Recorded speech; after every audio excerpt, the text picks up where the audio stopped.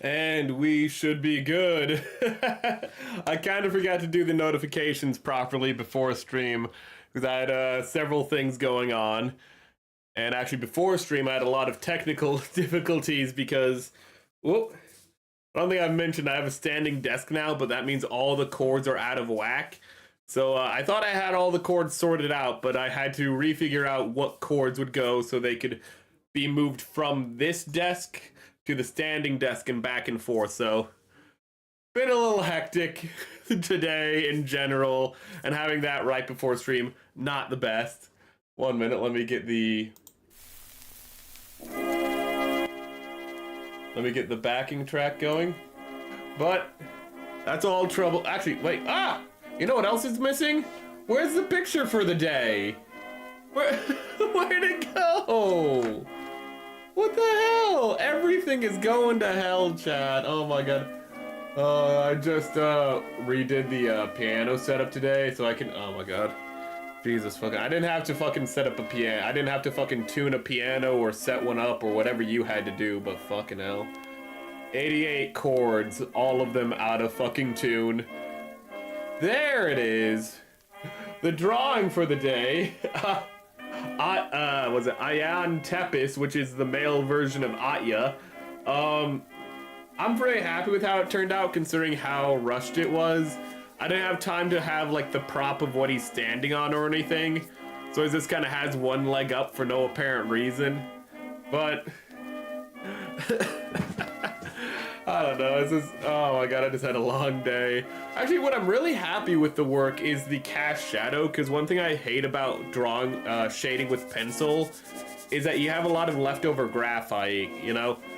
And I kind of was, like, erasing the smudges on the outside, and I was like, well, I want to, like, I also want to, like, mend things. I want to make everything, not mend, but blend it better. And I was like, wait a minute, and I just literally took my finger and just started doing that over the paper, and I was like, this is really good. And then I erased everything on the like side that the lighting would be coming from, and I was like, that's nice. It gets the good effect.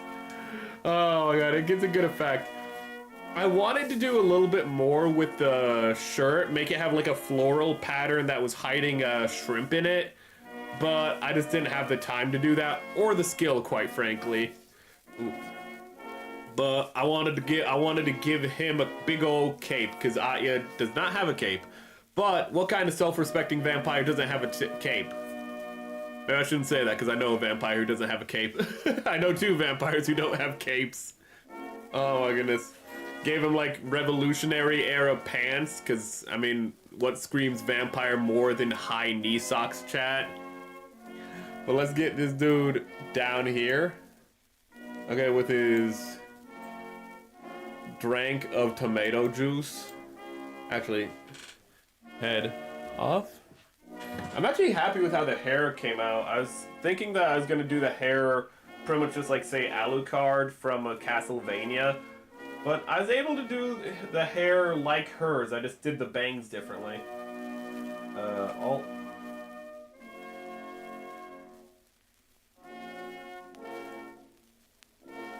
There we go. Okay. But we're not here for drawing, that's just the daily drawing. We're here for gunpla. Don't look at the taint. That's inappropriate, chat. It's indecent. But we have built a lot. I need to get my head back. Bop. We built a lot, and I should have Spooky on. What the? There we go. I should have my coat off. Goddamn. a lot of scuff today.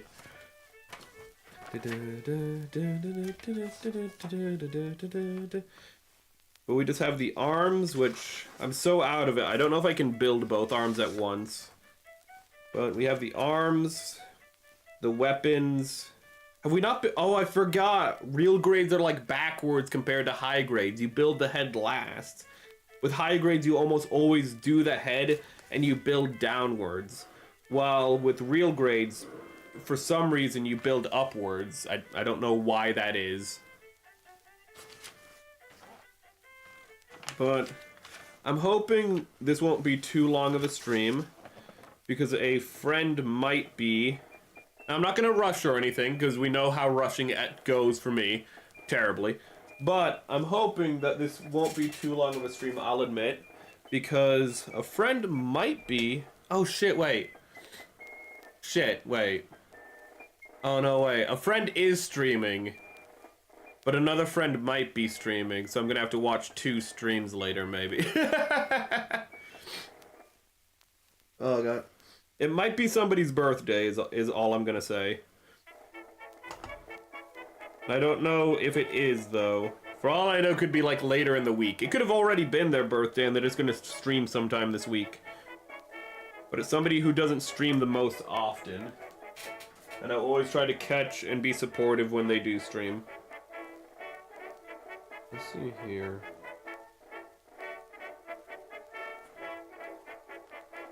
Okay, we are now doing the funnest part of any Gunpla build. We're looking for what sprues we need. Oh. I'm no longer sick. Bright side. Downside, I'm still cleansing or purging or whatever you'd call it. My body's still getting rid of all the, you know, refuse and death that has accumulated inside of me over the last couple of days. So, what are you gonna do about it? Also, I think I need to adjust the camera a little because it's a little fisheye lens right now. And by a little, I mean a lot. So I need L. I get L, please. H, F. I need L. I do need H, so we're gonna keep H. I know I need that piece because the sprue under this one because it has the shoulder pads on it. U or F. I don't think I see F here at all. We will need D. D's nuts. Ah, got it. It's right here. You see J? We will need J. Okay. We're only gonna need like 2 pieces from J, but we still gonna need it.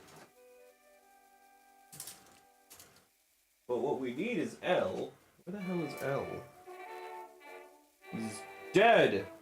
And then Death Note. This looks like what I need. As hand, those are big hands. I don't know if this probably won't convey it all because it's still a model. Oh god, glad I'm on the mend. I am too. But those are big hands for a Gunpla. Oh goodness. I'll take his hand. I have the Kamaris. Ooh, Vidar right here. But it's easier to show than just tell, but like, I mean, these are the finger, like this is the same setup right here. So I didn't want to do the open hand comparison, but you can see even with those fingers, sorry, how much bigger this hand is. This has yaoi hands. Oh my god. I forget who it was, but I used to remember, but I forget who it was, but that one basketball player who was like 6 foot like 2 or something, which is tall, but like for a basketball player, it makes him look like he's 5'5" compared to everyone else. But there's this basketball player, this was like a decade ago, he probably doesn't play anymore, but he's like 6'2", but the dude had like the biggest hands like you could imagine. Like, basketball players got the big hands already, you know, but like this dude had a hand that could like wrap around the entire basketball. Like this dude, like his palm alone could wrap around the basketball. The fingers were just excess. Like this. Oh, I need to ask my brother who that was. But he got hands like that. Let's see here. J, C. Oh, we need C1. I hate how, like, we need, like, 1 piece from, like, half of all the sprues. This is L1. Okay. And I think we have the pieces we need. All the other sprues are not necessary. Let's get this started. Okay. So, 25. Well. No. Michael, it was not Michael Jordan. No. Michael Jordan was like the 90s. No. Michael Jordan, amazing basketball player. not half bad baseball player, but like, so like he's no what was it? He was no, was it Bo Jackson or whatever? Bo Jackson was like, oh god, I'm just gonna be like an absolute unit in football. Then I'm gonna go over to hockey, and I'm like 6 foot, like 500 pounds of pure muscle. Ain't nobody gonna mess with me. You know, hockey players are always ready to fight. Ain't nobody wanna fight with me. They are all afraid of me. I am a victim of my own success. And in fucking baseball, holy shit. Holy shit, you ever see like a 400 pound, like 6'6" dude made out of pure muscle parkour up a wall to catch a ball? Like, holy shit. That is one of the most famous catches in baseball, just because you're just like, well, like anyone else in baseball, they'll run into the wall and slam into it to catch a ball. Fucking Bo Jackson runs up the wall, catches the ball, runs back down like he's a fucking video game character. It's amazing. Only, ooh. Hold up, my setup's a little different, so I'm gonna have to like improvise a little.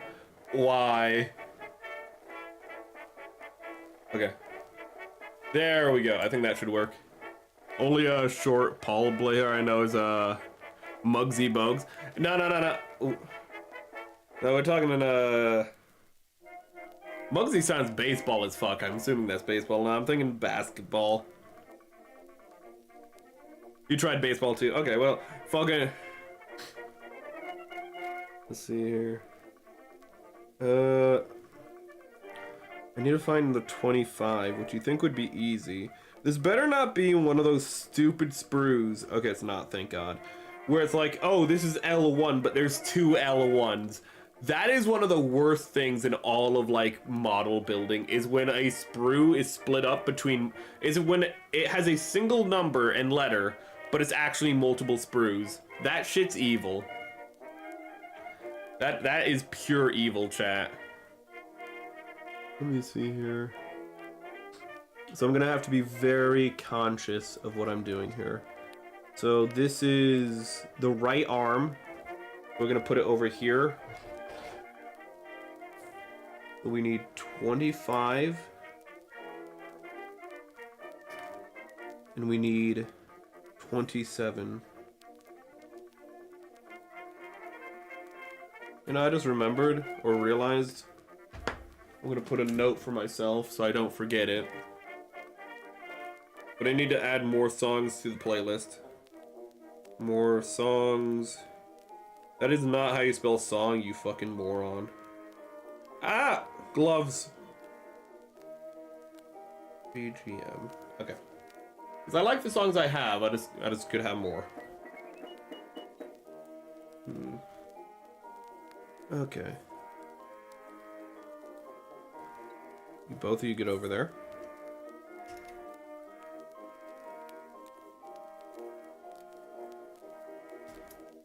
You might be wondering, why am I putting the right arm on the left side and the left arm on the left side? Because it's like staging, chat. I never really did theater, but it's like stage, you know? We have stage right and stage left and all that stuff, and it's all opposite world because actors are messed up in the brain, so everything has to be backwards.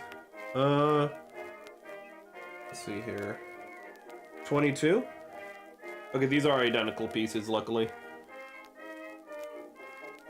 Might be a little sniffly, and I apologize for that. Ooh.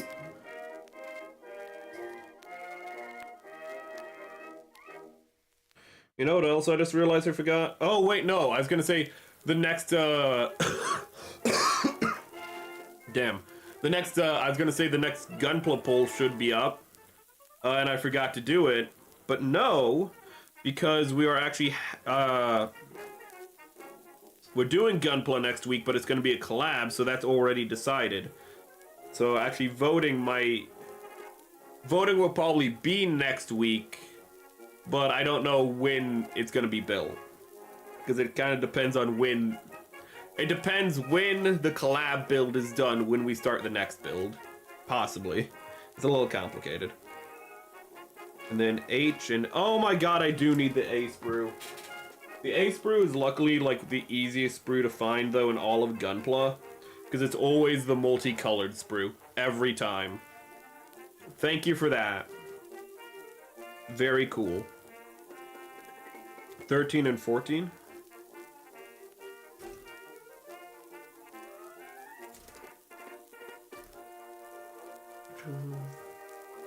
Remember, Merrick, don't rush. Take your time.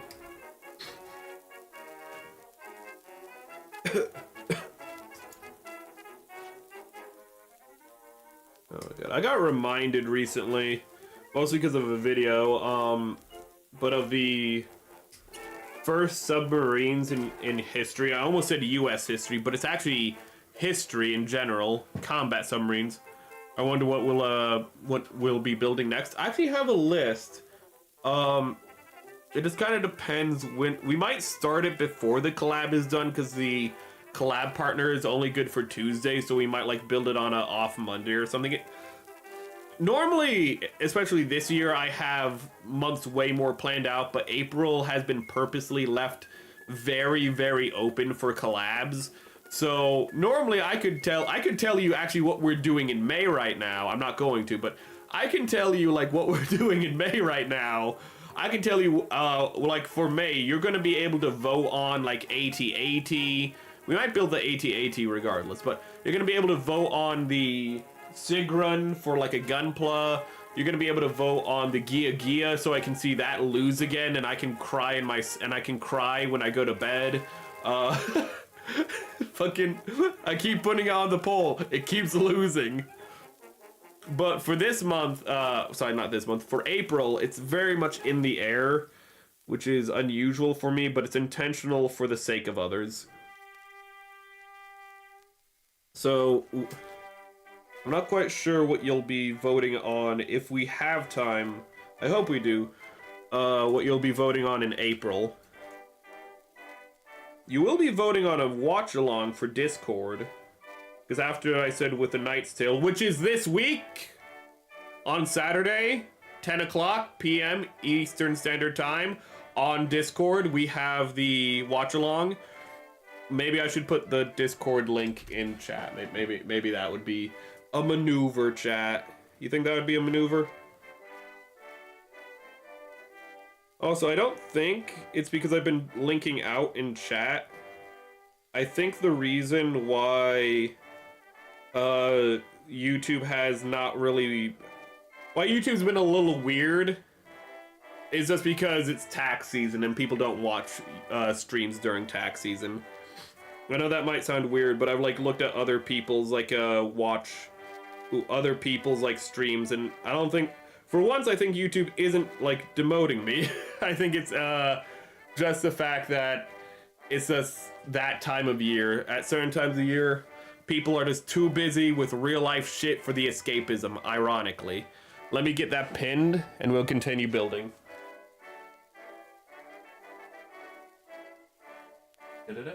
I hate when it gets cut off like that. It looks so ugly.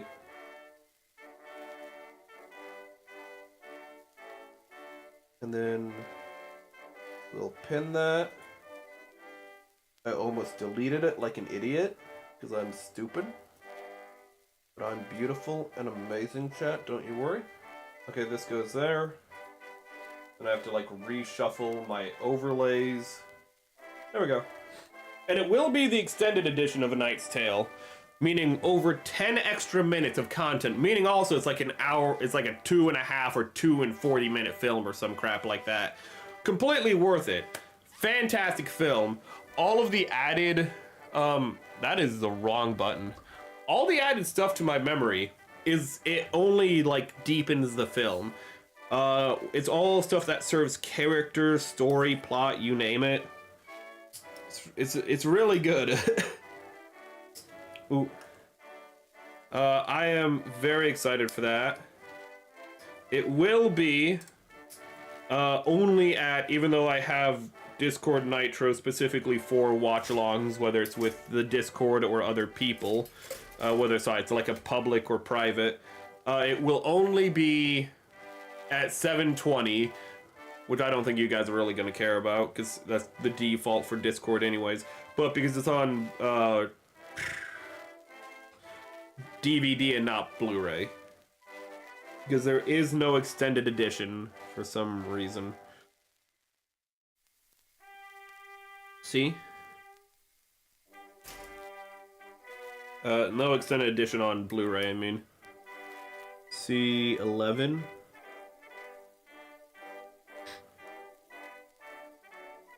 I'm looking and I'm just not seeing because I'm stupid.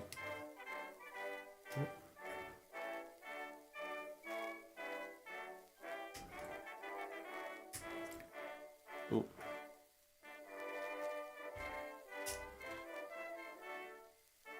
However, this week, you guys already know it, but you know, anyone who doesn't follow on Discord or, oh my god, I didn't make a YouTube notification for it, that this week is the baddie week. It's the one where we're making the tier list for the baddies.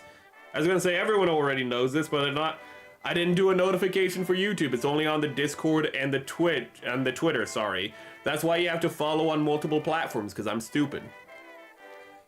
But we have the baddie tier list, which I need to make a note to put a notification for that. So let me do that right now. YouTube baddie tier list, which is just me gonna go through a bunch of like femme fatales, baddies, just women that are bad for your health in general, and rank them from like different categories. You know, things like fixer. Why would I do that? She's perfect the way she is. To she can gut me like a pig. You know, she'd sooner gut me like a pig than like look my way. That kind of stuff. Do you add? I've added at least one of your suggestions. I don't know. I'm gonna be honest with you. I don't know if I can add Mothra. Like, I don't know what I can. Mothra's not really a baddie. It's a giant moth. Like, I've thought about it over and over again. But like, I don't know how I'm supposed to work with that. Minato, I forget her name because I'm stupid. Like, she's on the list, don't worry. I'm not gonna guarantee you're gonna be happy with her placement, but she's on the list. Some people, I know where they're going to go on the list already. Not that I'm just gonna like be like, I know where they go, I'm gonna put them there. I'm gonna explain where each person goes and where.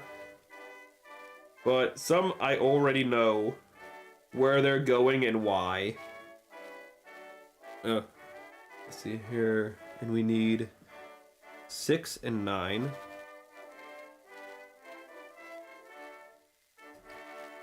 Though I do like the more out-of-pocket suggestion with Mothra.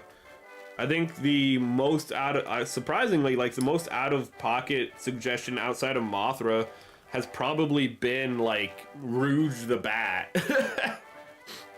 Which is on the list, because I was like, Rouge the Bat works. I don't think I'm gonna like, I don't think I'm really into Rouge the Bat, but you know what? I'll put her on the list. Oh shit, that was almost a whoopsie.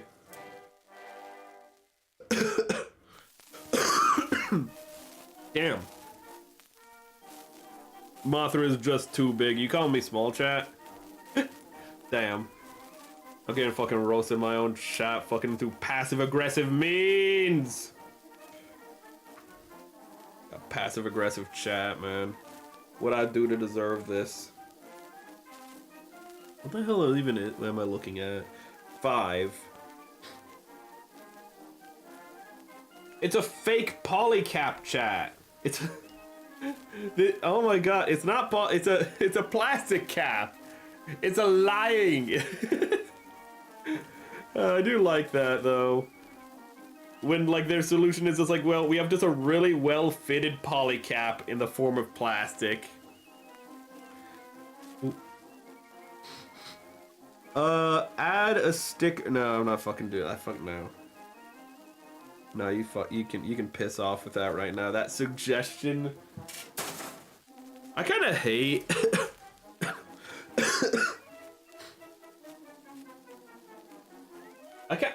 I'm just gonna say, like, if they're stickers, if they're like decals, it's different. But I'm not good with decals either. But when it comes down to stickers and like real grades, I just don't care.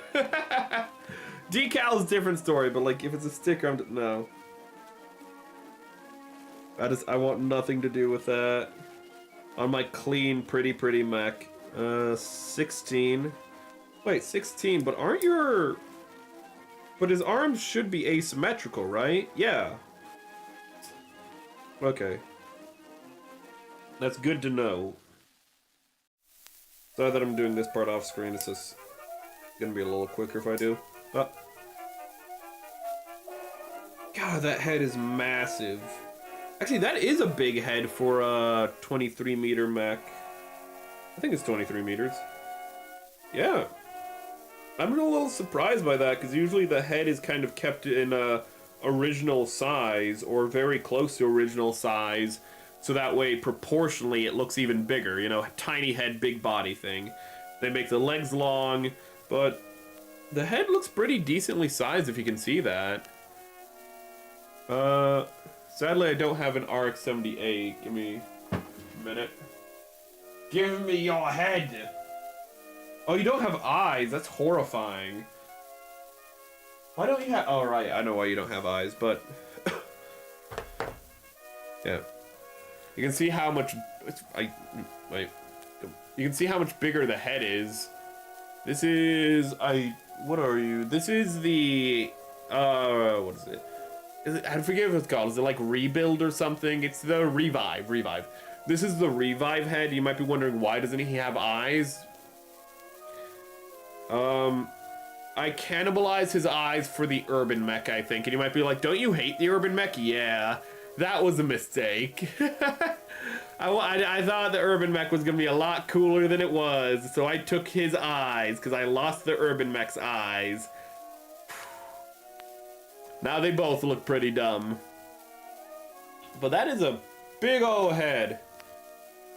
And again, just doing that because a lot of times the heads aren't upsized that much from my experience. Like the...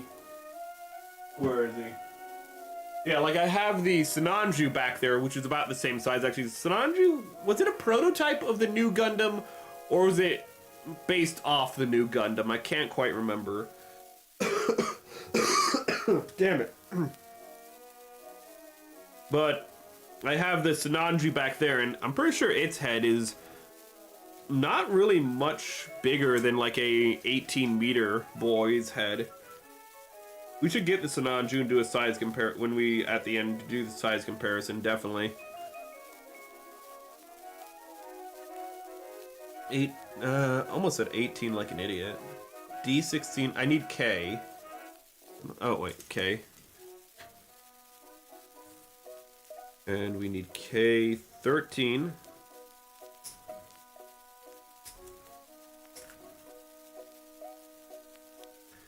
And we need K12. This part is symmetrical. I know because it's related to the Nu-Gundam in some way, is why the Sinanju deploys its beam saber from its wrist, like the... Ooh. Well, I don't remember if it's wrist or its arm. Shit. It deploys it from its arm, like the Nu-Gundam. I just don't remember if it deploys it by, like, doing, you know, a Spider-Man, you know, flinging out its wrist, it comes out and it grabs it. Or if it, I think what actually happens is it grabs it, like, from its elbow.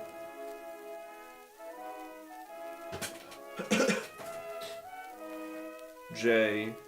Thing is, I have no idea if we already have J out, so I'm gonna have to like look through all these real quick. This is L. This is F. That's an empty sprue, thank God. That's E. Okay, we already have J out. Let's see here. Okay. Do I need H for any of these? No. I need water is what I need. Holy shit, I'm dehydrating fast. Let's see here. 3? J3? Okay. Ah! Fuck! I'm gonna mute real quick. Not because...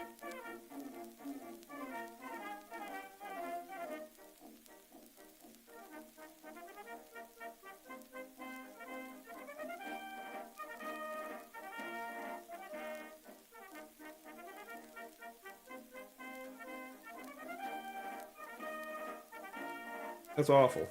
Ah. Well, what I wanted to say before that was the fact that I'm not making quick progress. I'm rewatching RE0 before I start watching the second half of season 2 with the person that I'm watching with. Because I love subterfuge, I just won't say what their name is because, you know, I'm an idiot. But, whoop.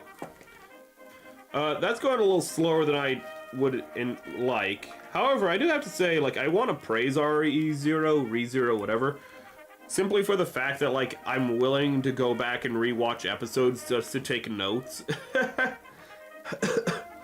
Because it is that good. It is an excellent series, and every piece of dialogue matters. It's just that when I'm watching with somebody else, I'm usually more concerned, you know, with, you know, watching with that person. And I can't really pause it to take notes, and because I'm watching subbed, if I look away, that's a really dangerous game in ReZero. If you look away and you don't pause, well, you're gonna miss some key dialogue, because almost all the dialogue is important to some grander thing. You know, either it's giving indirect, like, character, or it's, like, building on... Like, it's building on something directly or indirectly, whether it's character, world, or narrative. And so, looking away is very dangerous. It's hard to say, both Sinanju are made by the Anaheim Electronics, and both taken by, yeah. That's what confuses... I don't remember if it was supposed... It's a prototype, I know it's a prototype. I just don't remember if it's like a pre or post Nu-Gundam prototype. It is related to the Nu-Gundam, which is why it has the proportions of the Nu-Gundam, and actually why it looks kind of like the Nu-Gundam if you like kind of look closely to it. Ooh. It just makes things a little confusing if you don't remember. Bah, there we go. But I like to think that the narrative Gundam was the test bed for the continuing the new. I think that's what it is. I'm just not sure.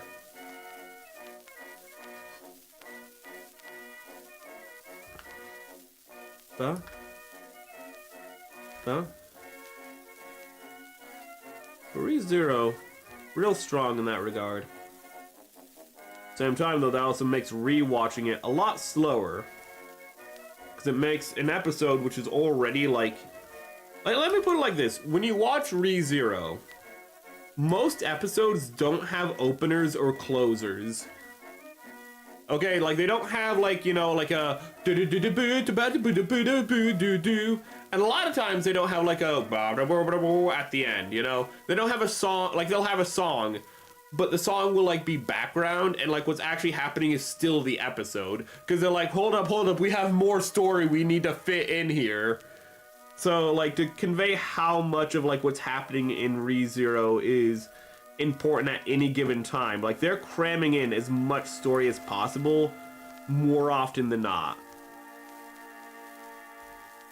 To the point where like when I was watching it with the person, I actually missed like key dialogue several times because I like was taking notes about different key dialogue.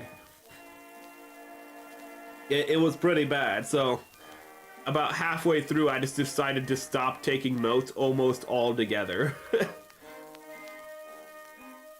Just so I would stop missing things. And by God did I miss a lot, because just watching what, like the first 3 episodes of the second season, I'm like, oh, I missed that. Oh, I missed that too. Oh, wow, I missed that. Ooh. Actually, let me see. I think like I doubled my notes just rewatching like one episode. For that episode, I mean. But ReZero. What was something I missed? Yeah, I didn't take a note on the fact that, like, Emilia... Ooh. A minute.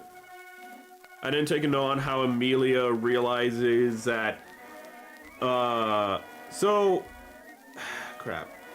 I actually can't say that because it would be a big spoiler. Never mind. But there's an epiphany a character has on their own because like what they're saying to another character, and I just didn't write that down. And I was like, oh, that's important. There's a bunch of setups that I didn't write down. There's a lot of stuff I just did not write down for the life of me. Ooh. But I'm not only watching that, I'm also watching Spider-Man, which has been really good so far. Spectacular Spider-Man. I already know. Ooh. Let's see here. Everyone knows who I'm watching it with. I'm not I'm gonna try the subterfuge. Doesn't mean I'm good at it. Let me get the notes on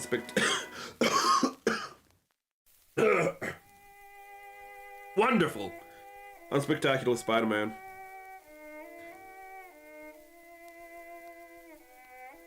This is like, it's good how they set things up. Like the first couple of episodes, they just have Marco and they pretty much have the Rhino and Sandman just being common crooks that are just constantly being caught by Spider-Man.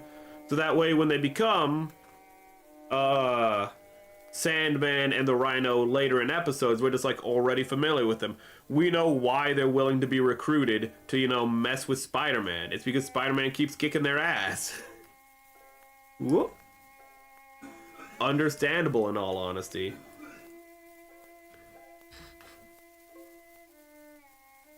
But actually, one thing I realized, and this is true for Spider-Man in general, not just Spectacular Spider-Man, but they really do a fantastic job in Spectacular Spider-Man of conveying that pretty much getting superpowers in a Spider-Man comic is a bad thing.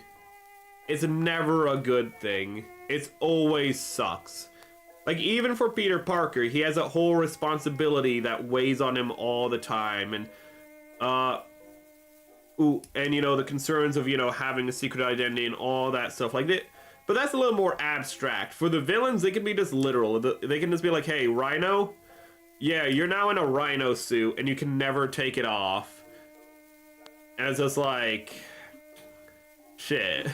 That actually kind of sucks when you think about it. Like, yeah, it does. It is now your skin. Ooh. You can't interact with the world normally anymore because your hands are too big. Damn it. You know, like you can't get in a car because you're now like, you know, 12 feet tall. It just sucks to be you now, kinda. Sandman literally has to consciously keep himself together at every second of every day, or he just collapses into a pile of sand. Like, yeah, it becomes second nature to him after a while, but it's still like something that he has to do. Ooh. God. Also, he's not like a person anymore. Like, can Sandman even eat anymore? Can he ever like enjoy food again? Probably not. Like, it's just a bad time. It just sucks to be like have powers in the Spider-Man world. I know Scorpion is another dude where like the suit, I think the suit not only is fused to Scorpion, but it also is causes him to be in constant pain. Scorpion hasn't been introduced. I don't even know if Scorpion's in Spectacular Spider-Man, but that's just something I remember in general. It just sucks to be in a Spider-Man comic. Even if you don't have superpowers, you're probably like, that just means like they might kill you off so that way Spider-Man has something to be upset about. Spider-Man is too happy. Kill someone. Kill his love interest. Why? He's doing too well. He's doing too well for himself. He can't be doing this well. And somebody needs to die.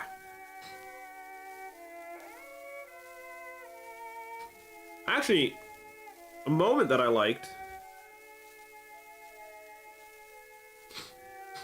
I think I might have done this wrong. I think I was trying to be clever and I wasn't. No, I was clever. I'm so smart.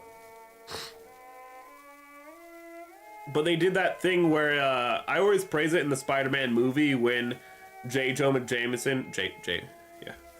When let me check something real quick.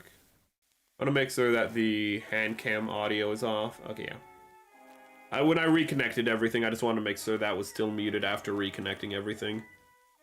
But the scene where, you know, like, Green Goblin's like, wow, where's Peter Parker? And he's like, oh, I don't know, it comes in the mail. They did that scene in Spectacular Spider-Man with Rhino.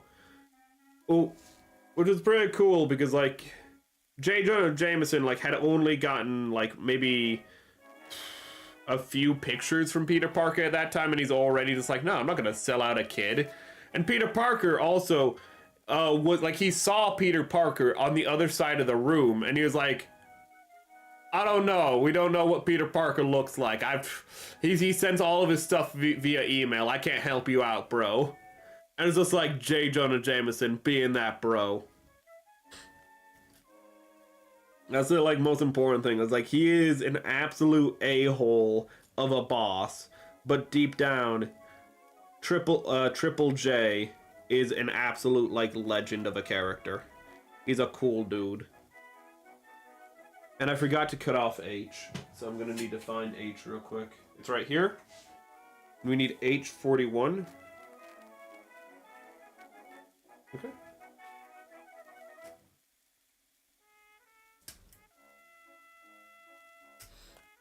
I also like how Doc Ock has been introduced and he already has his extra arms.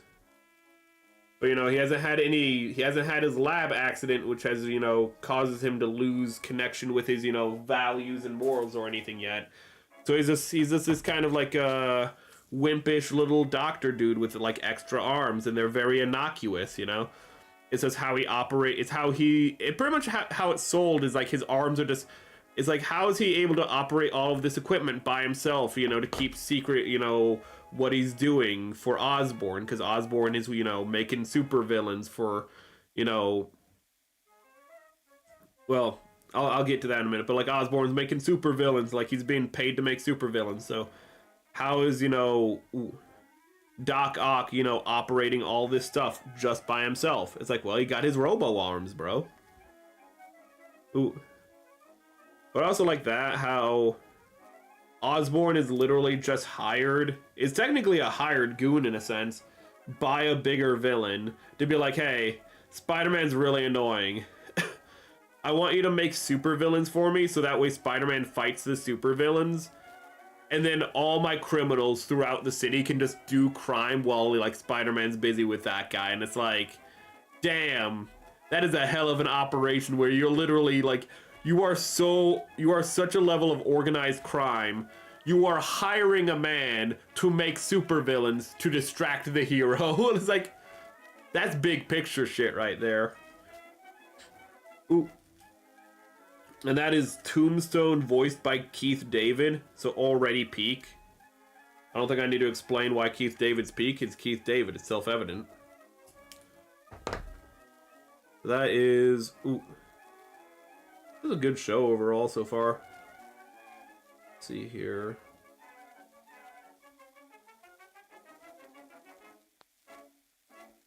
I can see this is the correct way to put it on. But why are... Oh. I was looking at it backwards or something? I'm not sure. I was being stupid. Let's see here.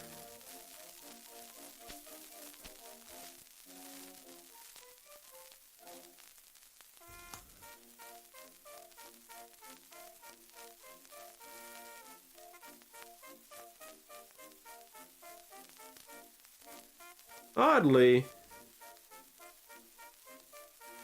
a person I've been interacting with recently has actually been getting me to be a little bit less of a pushover. Because I've been pretty friendly, we've been, like, getting along well. But whenever, like, they say anything that's, like, a little denigrating in, like, a way that I'm not, like, up for, I just put my foot down. I don't really know, like... Normally I'd kind of just roll with it, be a bit of a pushover, but, like, for some reason I keep on going, like, no. Well, like, whenever they, like, do certain things, I just kind of go, like, I just, like, look at them and they're just like, okay, I'm sorry. I'm like, okay. I don't know why. You know, normally I'd say the person's a bad influence on me, jokingly. But in this regard, they're actually a really good influence without trying to be. How did I fuck this up? Oh, it's an identical piece. I didn't fuck anything up. I'm perfect. I'm wonderful, chat. I know, you don't need to tell me. I've already told myself. Okay, this goes here. Then this goes here.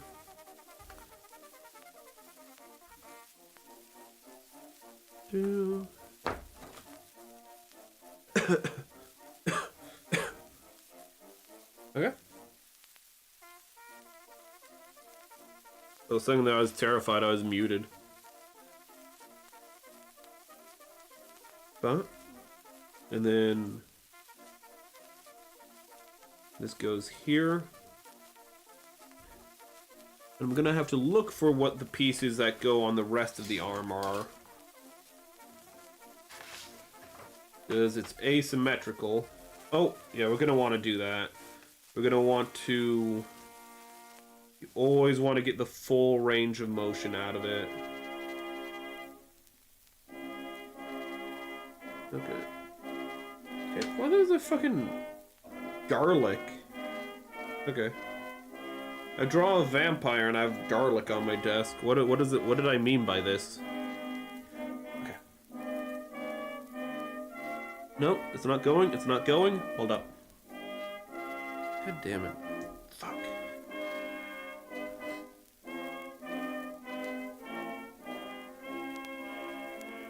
I need to remember, chat, on Twitch,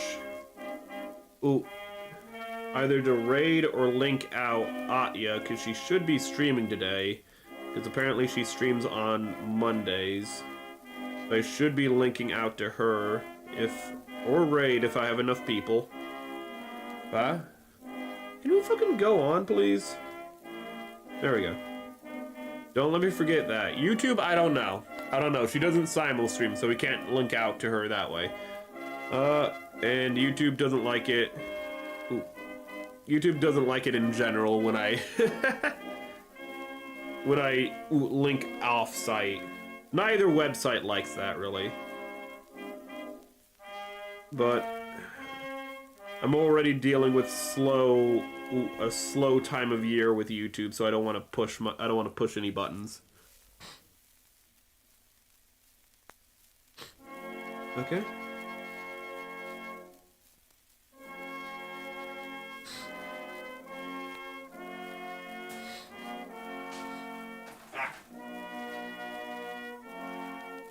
I hate sniffling, because that's just not a pleasant sound to hear for you guys. What is this? Oh, America the Beautiful. Okay, we have the baddie tier list, but after the baddie tier list, I'm gonna have to make promotional shorts. Ooh. Actually, for the baddie tier list, I have some promotional shorts planned, but let's see here, 26. But after that, I actually have to make more promotional shorts for the karaoke stream on Sunday. And, ooh, I probably can just use a clip short, because I don't think I need to do a promotional short for the reading stream. Best viewers on, I need you to just shut the hell up for a minute. Go away. Hold up, that made YouTube go away by clicking on it. Damn it. A Pyrrhic victory. But I'll probably do a promotional stream for Tuesday streams, because that's April Fool's is the collab. And I have something special planned. And it looks like it's going through. Jenny is the ultimate villain.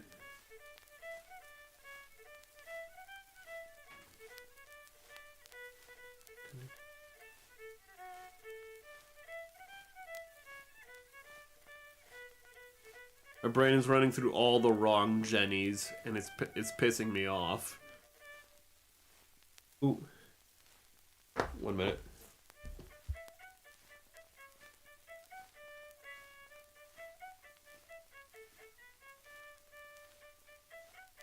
Oh, fucking, I was reading that wrong. Jenny? Janae? Oh my god. In my defense, I think forest is supposed to have 2 R's. So I was reading it as like forest as like, I was thinking like, is that like a character named after a forest? But no, you meant Forrest Gump, Janae.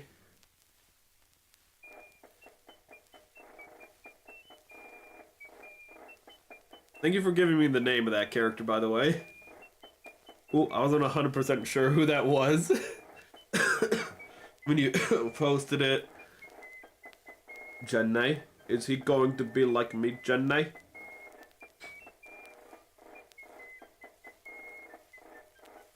Fucking tragic.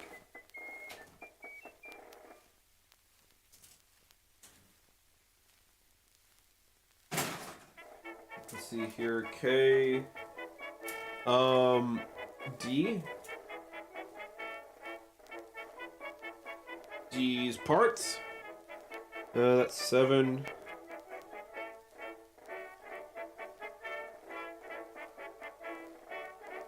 D4? Does D4 not go?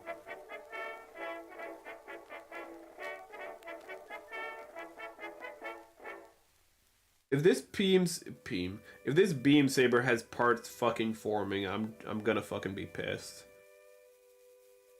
Cause I'm like pretty sure this right here is like where is the beam projector. But no, it's not. Okay. Then what are your... What are you for? Oh, wait, you go on the back. You go, You're the other beam saber, because it has one beam saber in a wrist, and it has another beam saber, I think, on its back. I always forget, like, the other beam saber. If I remember the one beam saber that's on its back, I forget that it has the beam saber on its arm. Because I don't know why that is. Let's see here. Janae.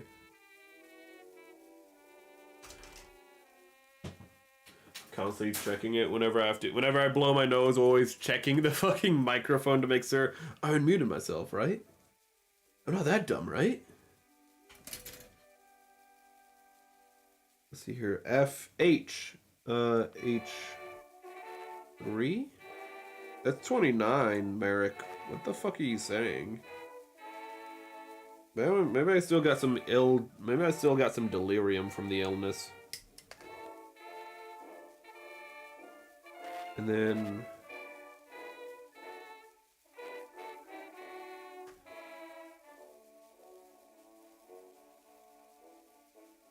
F J. I think F is white. No, it's not. Damn it. Okay, let me find F real quick. And I still have the sprues on the other side of the camera away from the fucking microphone like an idiot. I just realized. So whenever I'm getting sprues, I have to turn away from the microphone because I'm stupid. Darn it. Let me see here. A. Let's see. Where are you? F. Wait, no, that's fucking... No, it is F. I got angry at myself for being correct on for once. God, I hate that. And it is F2.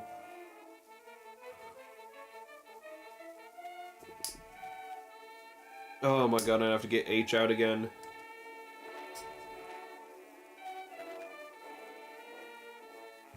Not my happiest fucking... This asymmetry is really slowing me down. 42. Let's get it.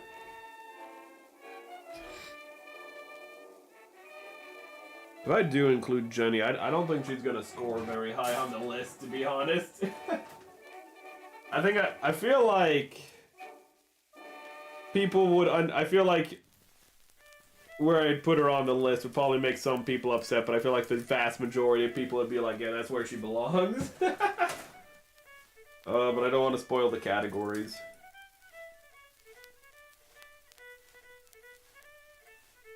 See here. I. See here. I8.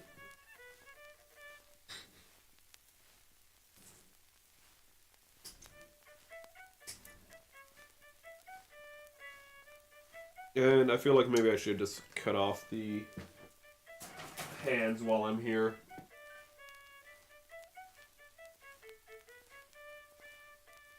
Is this L?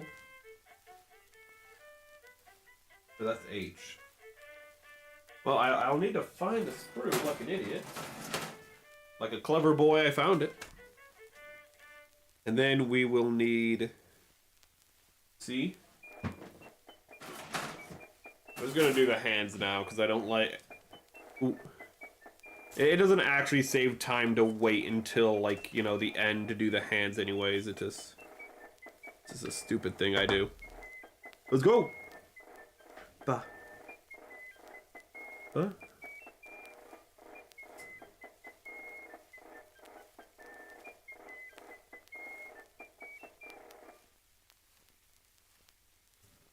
What time are we at? I think all my time sources are blocked right now. Cool beans.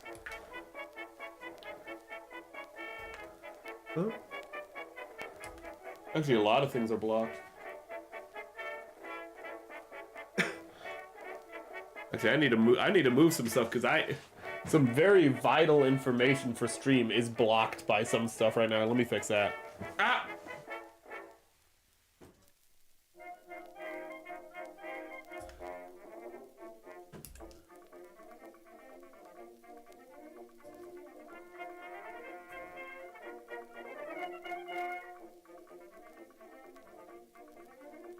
You know, Windows sucks. But at least their, their loop tool will loop a playlist. Which is kind of sad that I have to say that, like, oh hey, at least your basic function of your device, of your app, works the way it should. That is just the modern day we're in, isn't it? Yeah, can we cut you off? Yes, we can.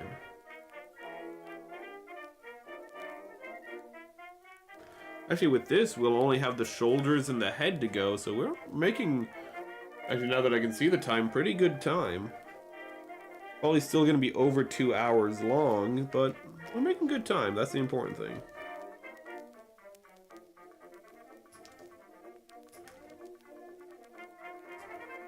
And we're going to cut out these hands. I don't think we're going to cut out every hand. I'm just going to cut out these hands for the moment. And because I'm a little impatient, I will cut these right off the sprue. So I think these are going to be 10. No. Okay, so these are 8.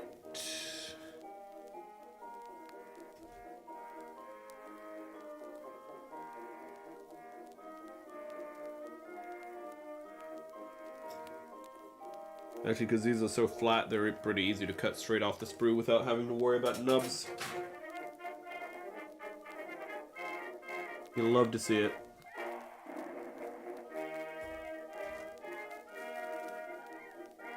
Now we can do the, ooh, John Cena, you can't see me, chat. Wasn't I supposed to be talking about a submarine earlier? I think I was, chat. Chat, let me tell you the history of the first submarines. Combat subs.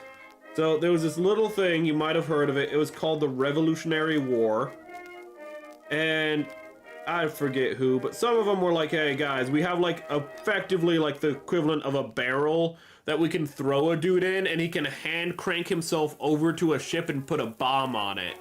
And everyone was like, can he actually do that? And they're like, nah. It'd take him like an hour to get to the boat if it stayed where it's supposed to be, which in an active combat situation is not a real thing. So like it'd have to stay perfectly still. It'd take an hour for him to get there. That doesn't sound too bad. Like if it's anchored or something, we could do a sneak attack. There's only 20 minutes of air. Oh.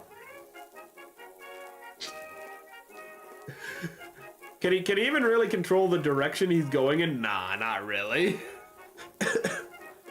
Ooh, but that was a...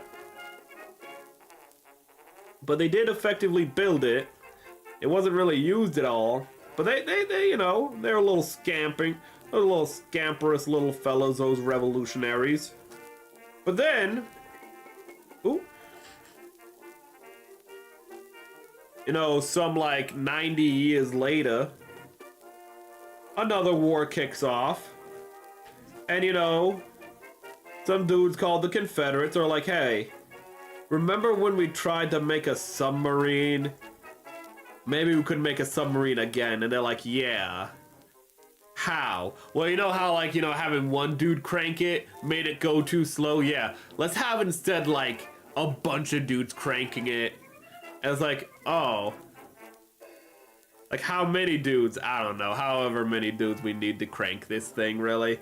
I'm not quite sure. Should we have, like, I don't know, like a motor system where, like, you know, the cranking is, like, made bigger for, like, because there's, like, means to, like, make a small crank go into a bigger crank and, like, make it be exponential or anything? No. We'll just get more dudes to do the cranking. That's our solution. We're not gonna, like, be mechanical with this and use, like, mechanical solutions to the fact that, like, a single dude doing a hand crank isn't gonna push shit. We'll just get more dudes so that way we can have more fucking force in that crank. And it's just like, that is some southern engineering right there. I love it. Keep going. So how we're gonna sink ships is we're gonna have a really long stick, right? We're gonna have it, and it's gonna have a really long stick, and on the end of the stick, it's gonna have an explosive, and it's gonna go up to a ship and ram into it, and then it's gonna like back up, and then they're gonna pull a string, and it's gonna explode like a fucking Looney Tunes cartoon. And it's like, wow. We're funding this? Yeah. Shit, dude. How's it going? We already have, like, you know, there's already, like, 7 casualties. Oh, that's good. Of our own men. Shit, bro. How? Well, they went to do a diving test, and they forgot to close the ballast tank. And so everyone died. But here's the good news, chat. Now, I shouldn't be saying this for the Confederates, but it did eventually go out and sink a ship. However, on its way back, it never came back. They stuck the explosive on, and they blew it up. However, there's a thing called physics, chat. And shockwaves are really big, and like shockwaves travel through different mediums differently. And the denser the medium, the more impactful a shockwave can be. And water, though we don't appreciate it, is a lot denser than air. So it's theorized that when they went and set off the explosive, where is the... I've lost a piece. I've lost the beam saber. There it is. And the shockwave traveled through the water and pretty much bounced around inside the submarine and just killed everyone. So... fun. Ooh. But that's just early naval history. They keep having to, like, they keep trying to make it work, and it's just like, guys, maybe we shouldn't. Like, it keeps sinking, people keep dying, and then, like, most of the people who are dying, almost everyone who's dying is our guys. Maybe, like, maybe this is a sign, and they're like, no, it's fine. We can make this work. And it's like, guys, maybe we should be, like, spending our money on, like, anything the frick else. It's like, no. The Yankees will never see it coming. I don't think they're gonna see it coming because it just doesn't seem like a good idea so far. No. It's a great idea.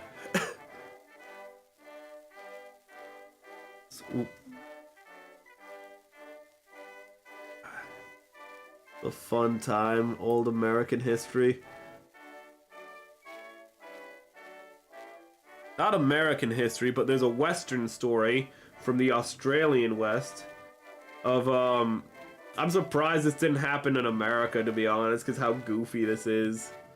but it's so goofy that it kind of makes sense that it happened in Australia. But, can I get this to work, please? What am I doing wrong here?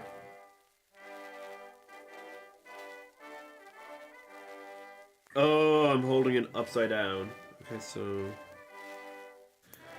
there's some goons, you know, good old days of goons, some outlaws, right, chat? And they're like, we're gonna hit up a train or something.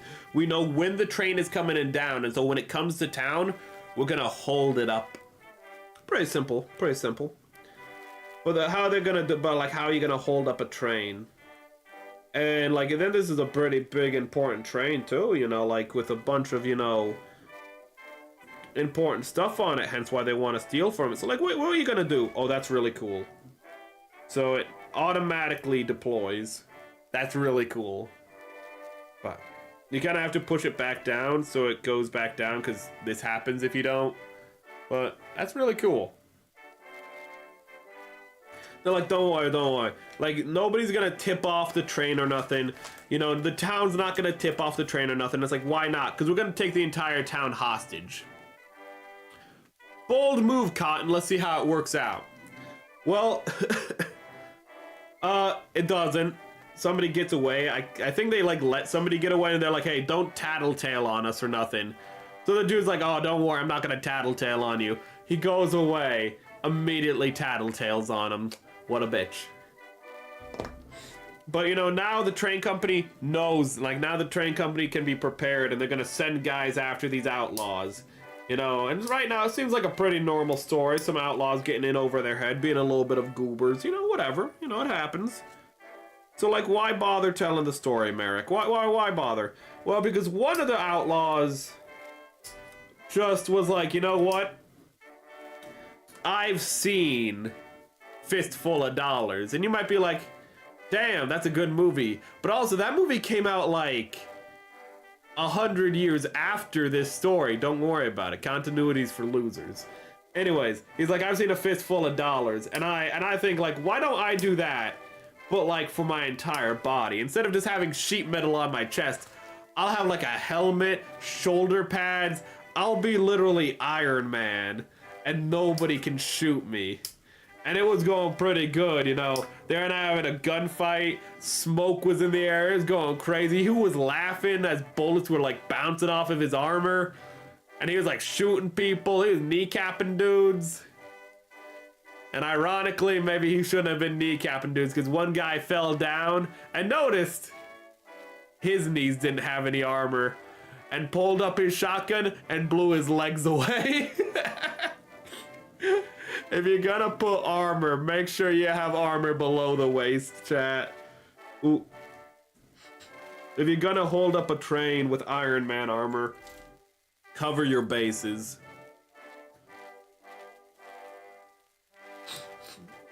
Let's see here. Jay? I think that guy's armor is still on display in like an Australian museum.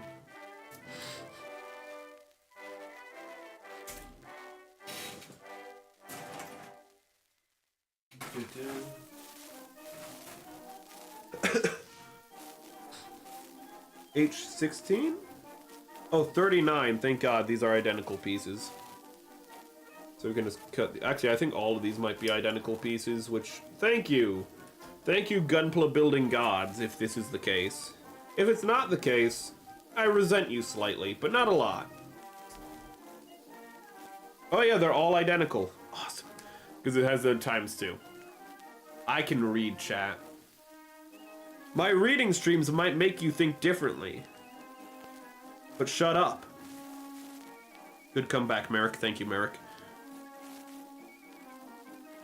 Let's see here.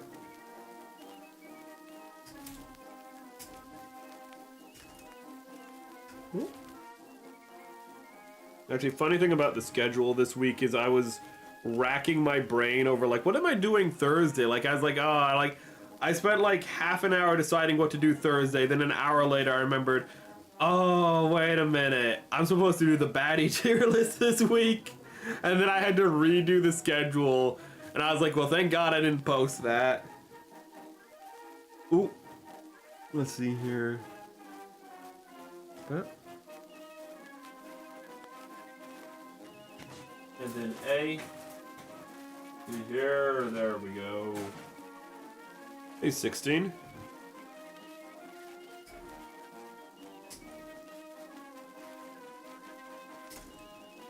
And 15.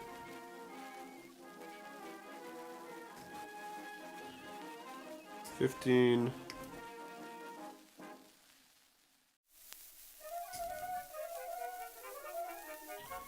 It's kind of weird that I want to rewatch Malcolm in the Middle just to watch the Hal actor whose name escapes me for some reason. Does that make me weird?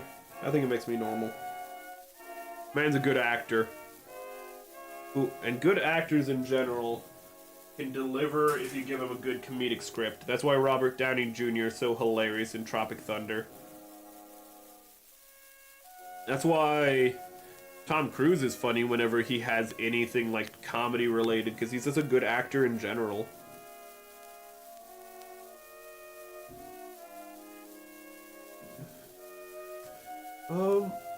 Do I have J out already? That's D.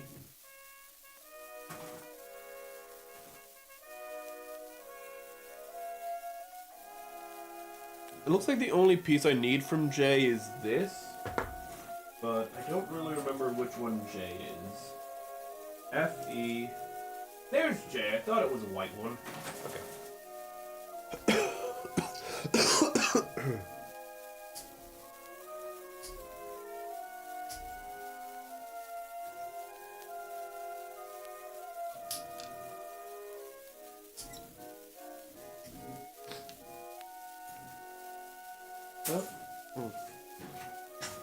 And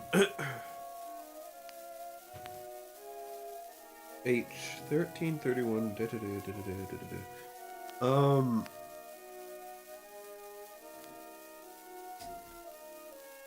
God, those are really small pieces. I'm terrified. I will not lie, chat. I am terrified how small some of these pieces are.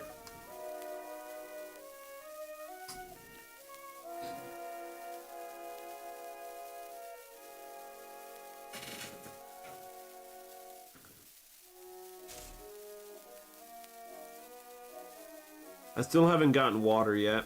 That's not a good move by me, is it? Here,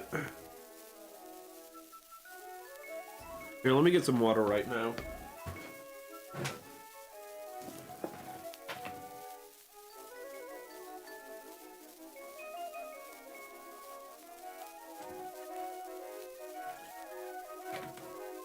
Oh god, that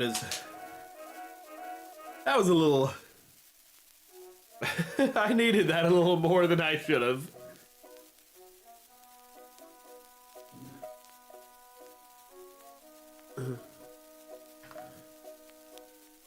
Oh, this stream doesn't take 3 hours. Let's see here.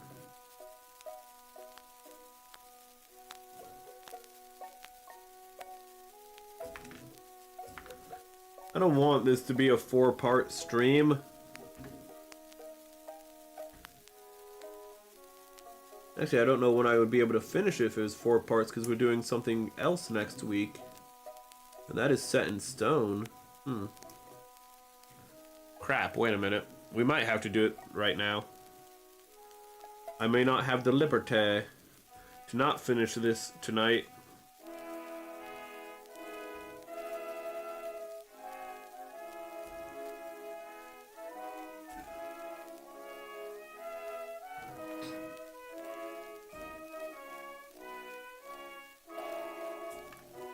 Actually, let me, if you will humor me for 1 minute, Chad. I would like to check something real quick.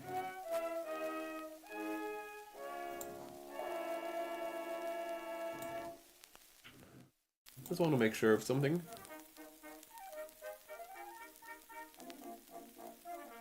Okay, I don't have to live in pain.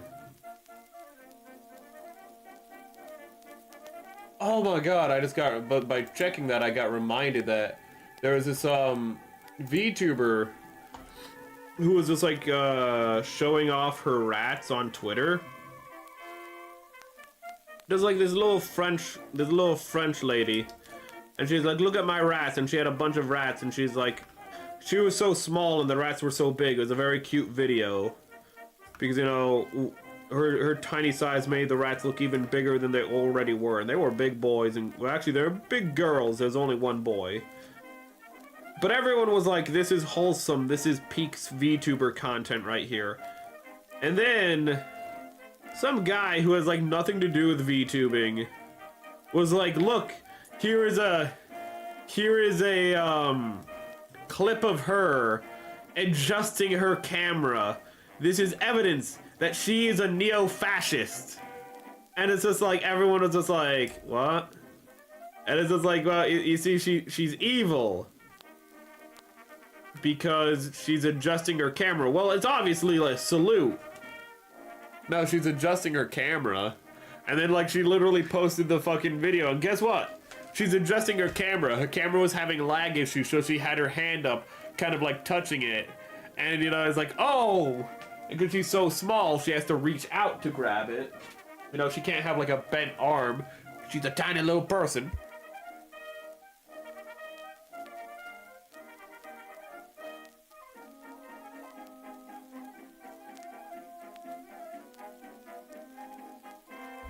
But all it was this.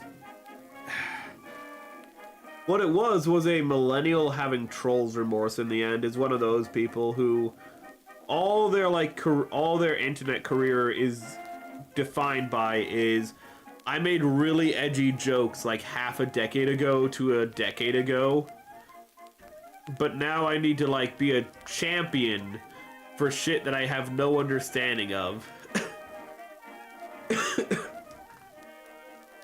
And it kind of just reminded me of a topic we've talked about on stream before, but how, mind you, this is not indicative of the whole generation, but I always say that of the generations, millennials annoy me, simply for the fact that a lot of millennials, particularly in the 2000s, were defined by, while describing the mistakes of the previous generations, and a minority of millennials decided to take that, you know, like going like, oh yeah, you know, like being moral hypocrites, busybodies, all these things. And most millennials to this day are like, yeah, screw that. But a minority of them, and then really the loudest of them, were like, you know what, that's actually really good. I should be like that. And they are insufferable. You know, they complained about the materialism of Gen X, and they're like, yeah, I should be an empty materialist. Ooh. They complained about, you know, the moral subjectivity and hypocrisy of boomers, and they're like, yeah, I should be like that. And they're kind of insufferable for it. I say kind of, but they're totally insufferable for it.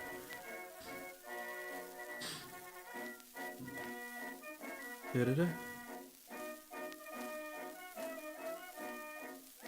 Though I am happy that most of the, degraded millennials that do that have already kind of destroyed a lot of their goodwill, and everyone already knows that, like, yeah, that they're one of the, like, you know, the ladder pullers, the ones that are like, oh, you know, I was edgy, but like this ladder, I'm gonna pull it up.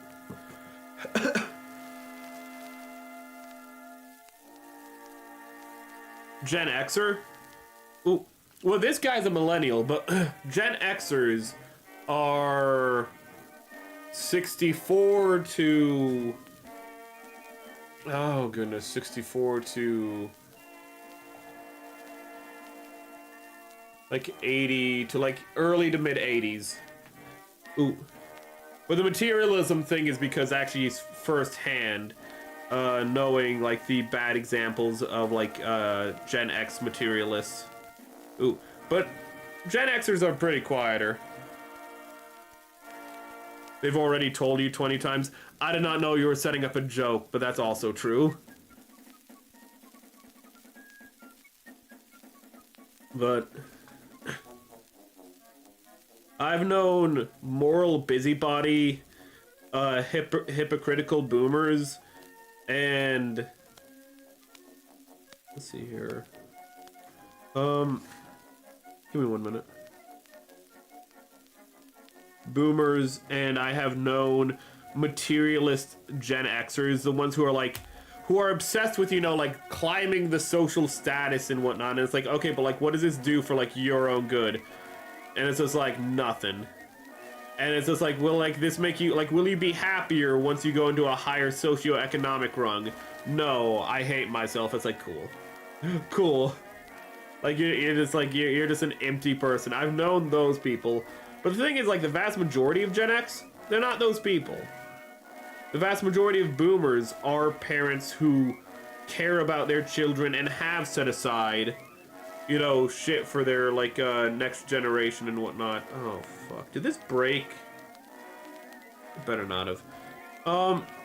Actually, a lot of the boomers who are kind of like selfish and haven't, and kind of have screwed over the next generation are actually childless boomers, though not all. But a lot of them are actually just like childless boomers. A lot of the worst of a generation are typically childless because they're kind of just bad people in general. Ooh, that are kind of too selfish to have kids, or so selfish maybe they shouldn't.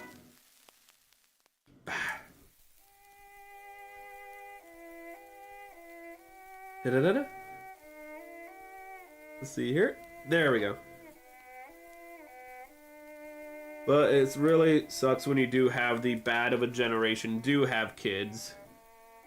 Because those kids are just have to deal with growing up with that.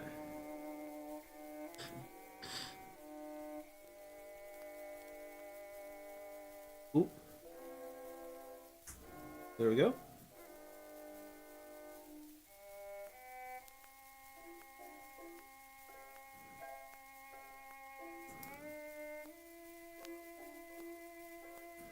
Fight Club was the like the social alienation movie of like Gen Xers. You know, with the materialism and all that shit. Oh, consumerism and shit. What is that for like? Do millennials have one of those?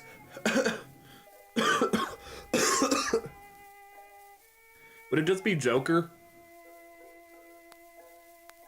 Ooh.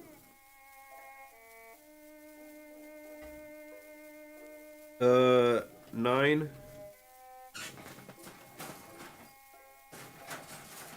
That's an Under Armour piece. Ooh. Actually, speaking of Snowball films, I still think one of my favorite Snowball films, and if you haven't seen it, actually it'd make a great Discord movie. But if you haven't seen it, check out Falling Down with Michael Douglas. That's a good one. Ooh, that's a good movie about social alienation and just kind of running yourself into an increasingly worse situation. But the movie itself is like emblematic of like the more of the social frustrations of its time. But it's just a movie about Michael Douglas, and it just starts off with him in traffic, and he gets really pissed because he's in traffic. And it's really annoying because it's traffic. And so he just gets out of his car and walks away. And I think we've all kind of been there in really bad traffic where you're just like, I would just love just to like, you know, I just don't want to be here. I just want to leave. You know, it's like, well, you can't leave because like you'd leave your car. It's like, I don't care. I just want to leave. And he does it. And you're like, okay. And the movie just escalates from there.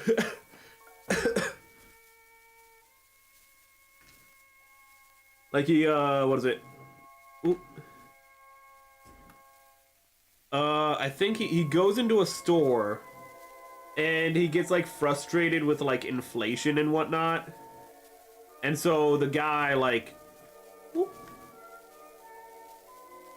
the shop owner like, you know, like pretty much like shouts at him to get out. And he is in the wrong because he's just like bitching at the shop owner for like, you know, market forces outside of his control.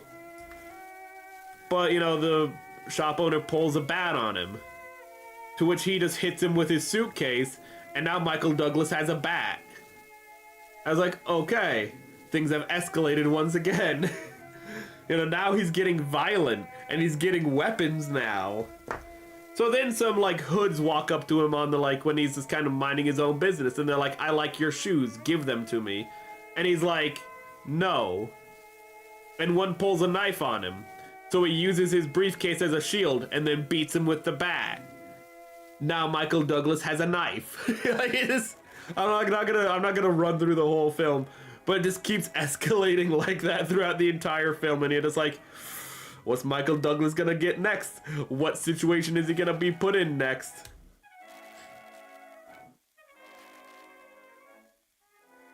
Now, it's also kind of great because throughout the movie, he's like being investigated, firstly indirectly, then directly by a police officer who's it's his last day on the job. It's literally his last day and then he's retiring.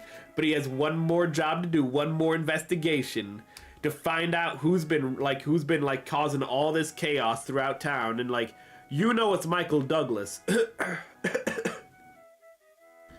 But like part of the purpose of him in the movie is so like you can figure out why Michael Douglas is doing all this, like where's he going. It kind of fills in like the backstory of the character as he does like the, you know, research on him and like investigation.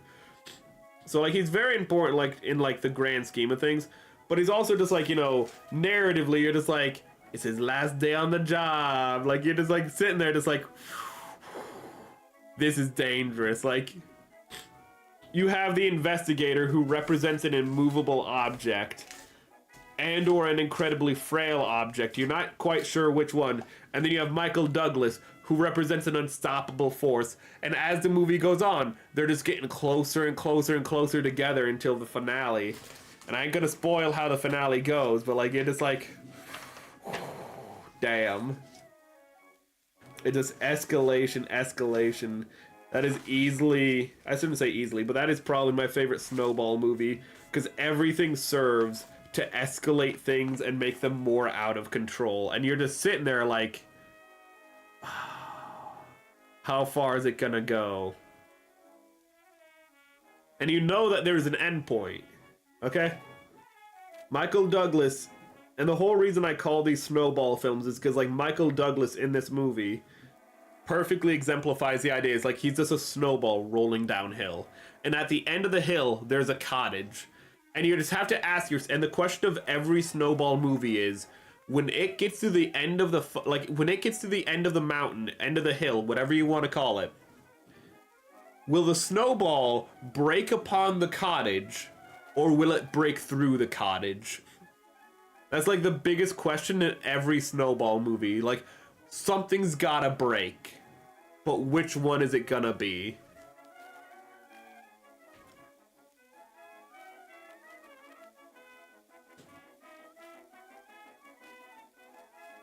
See here?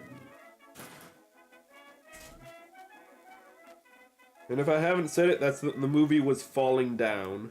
I think I said it already, but I don't think I've repeated it yet.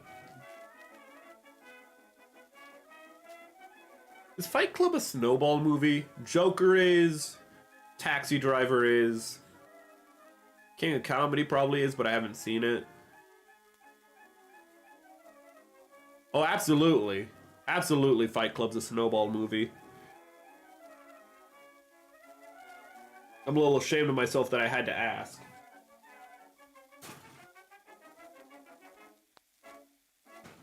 That movie is all about escalation. It's just that it's a little more grand scheme. Usually in a Snowball film, they don't, you know, recruit other people to their detached way of life. Usually a Snowball film is like Falling Down or Joker, where it's just one lone dude representing the frustrations of society. But in the case of, in the case of Fight Club, it takes a larger scale approach to its Snowball themes.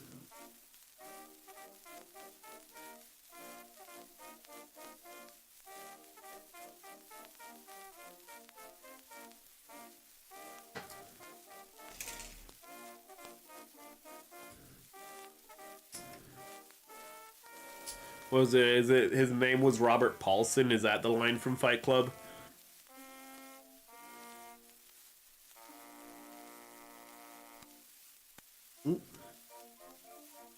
His name was Robert Paulson. You only get a name in death. Oh, American.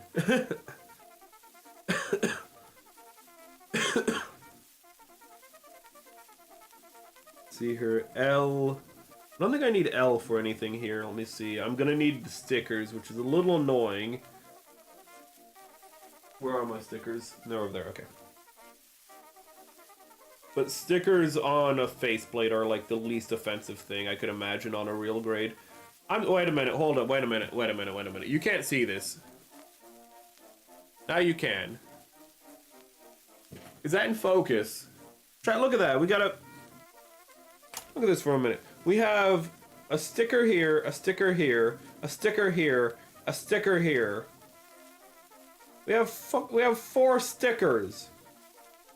5 stickers. Jesus Christ. Maybe I should just shut the hell up and not have said, you know, stickers aren't the worst thing on a faceplate. Why are there so many stickers? Why have you done this to me? What'd I do to you? You didn't put on stickers throughout the rest of the mech. Oh, how could I?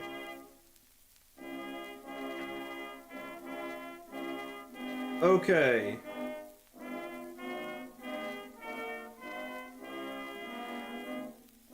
Unironically, that's like sociopath behavior.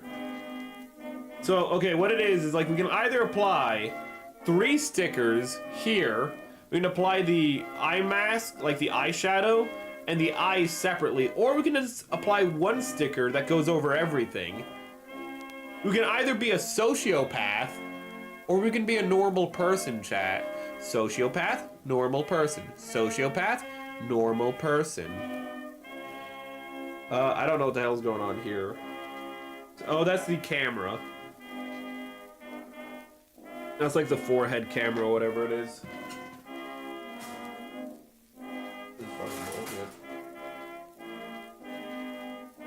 No. No, that's the dumbest shit I've... Okay, no, I'm gonna have to show you this. You're not... I don't think you're gonna believe me unless I show you. So, chat, stick with me here. This is the piece, right? This is this. Okay, this is this. This. This is this. Right? Right? We're on the same page, okay? Cool. Groovy, groovy, groovy. So it says we need to put sticker 6, right? Right? Put sticker 6 here. So let me move that and get this cleaned up, right? This is beyond fucking stupid. So, we need to put a sticker right here. Right here. Right here. You can't even see it. It won't focus on it. We need to put a sticker right there, chat. You got a little green part right there? And the sticker we need to put on is this sticker. Right here. This green sticker. We need to put this green... Why? What's the point? I look at this, I'm like, all these stickers I need to put on. No. No, they're just being pretentious now. They're insisting upon themselves, chat. They're trolling us. They're like, let's see how much like they'll follow the instructions. What if we just tell them to put a green sticker on a green piece? What's the point of it? There's no point. We just want to see if they're gonna do it. Oh my god, I ain't putting the camera on. Fuck that, the camera stick. There's no point to putting on the camera sticker. That's lunacy. That's stupid. I might be dumb, but I'm not. No. No. They have built-in color separation, and then they still tell you to put on a sticker. That is sadism right there. Oh my god. That is like self-hating level. That is like hating. And this is for Jack. I don't even know. This is like hating your own fucking people. I thought this was Japanese, not German. I've been lied to. Ooh. D. Oh, good. Actually, speaking of German, my desk is German. This desk right here is German. Ooh, which is why it's such a nice desk in all honesty. And also, it can be converted into a standing desk, but I will never do that. Mostly because when I draw, I cannot draw standing. I can do almost anything standing, I cannot draw standing. So this desk will forever be a sitting desk, which kind of sucks because I'd prefer to do the Gunpla building standing. But that's just not in the cards. And you might be like, well, why won't you convert it? Because, chat, I said it's German. And this means the people who made it are incredibly hateful sadomasochists. Okay? Everything about it to change how it is a chore. You have to unscrew the pieces, then slowly lift it up. But like you have to take everything out, because if you don't take everything out, it's gonna be too heavy to lift up. But also, it'll like the things will fall out as you shake it to like have it lift up. Okay? It is a struggle. Everything is a fucking struggle. Everything is a kampf with these people. You can't just have it like, oh hey. You can't just have like a pneumatic system like with the standing desk converter I have. No, no, no, no. This is German. You have to do it yourself. You have to feel the suffering. Okay? Because that joke was gonna be way too fucking spicy. I almost just referenced fucking Nietzsche with Arbeit macht frei, but then I remembered Arbeit macht frei was used in a very different sense during the 40s. So I can't use that term. I was about to make a really nice philosophical joke about the Germans. And then I remember there were some dudes in the 40s who were kind of buzzkills.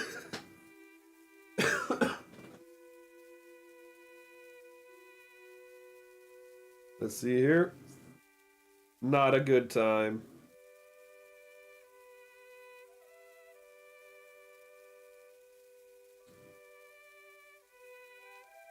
God.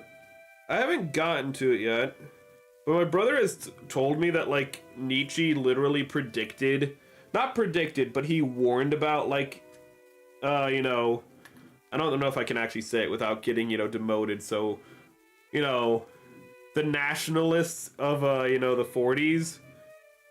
Because he's told me that, like, Nietzsche literally went like, yeah, Germans don't have an identity. They think they do, but they don't actually have an identity. So, like, the moment somebody comes along to provide them with an identity, they're gonna be all over that. And so if that identity is, like, built upon really bad things and a perversion of, like, you know, concepts and philosophies and morals, it won't matter. They'll jump right on it because they're really desperate to have, like, an identity. And boy, were they desperate to have an identity. And then what they did is they took all of Nietzsche's, like, philosophies and twisted them for their own ends. I think it was actually his sister that did that. I believe by that point Nietzsche was... I don't think he was dead yet, but I think he was... pretty much already suffering from like schizophrenia or whatever he died of. He got dementia or something. But he was already like signed out of reality by that point. So they just like they just had him co-sign, you know, the perversion of his own philosophy by that point, is to my understanding. Not even co-sign, it was all his sister from my understanding. Ooh. Which is why, you know, this is why the nationalists had things, you know, like the Übermensch, which was a perversion of the Nietzschean Übermensch. Which is why people usually refer to it as the Nietzschean Superman, you know, to differentiate it from, you know, the perversion. But then, like, the Nietzschean Superman was, like, kind of more like, you know, doing the best for yourself so you can do better for others, while... You know, the nationalist one was, you know, just doing the best for the nation. You don't really matter. Sacrifice yourself for the nation, brother. Ooh. A lot of his philosophical concepts got pretty fucking twisted. To my understanding, at least. I cannot find this piece for the life of me. Oh right, it's gonna be a blue piece.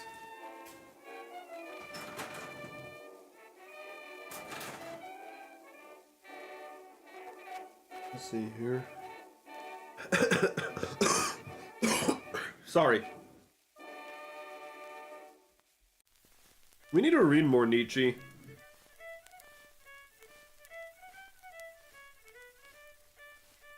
Oh! Oh, thank you for the raid. Was that Atya? Oh, yes, it was Atya. Sorry, that caught me off guard really bad. Oh, goodness. It's good that you rated us now, because we just got done with some darker topics. But hello, I'm Eric Vesper. I have a greeting for raids. Let me get it out real quick. Ooh.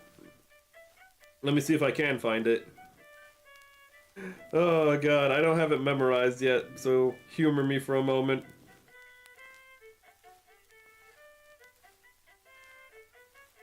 Oh.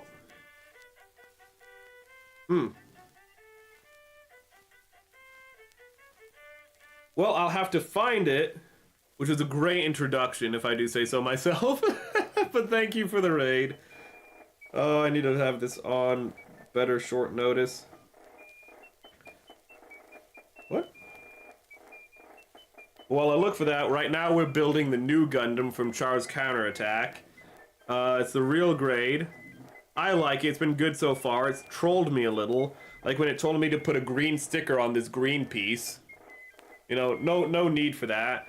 Or when it said, hey, I could put 3 stickers on this piece, or I could just do 1 sticker. And it's like, is there a difference? No, there really isn't. There is no difference. Actually, one is a lot more tedious and more likely for you to fail. Ooh. And because of all that sadomasochism, we started talking about German philosophy. As you would. Just a natural jumping off point.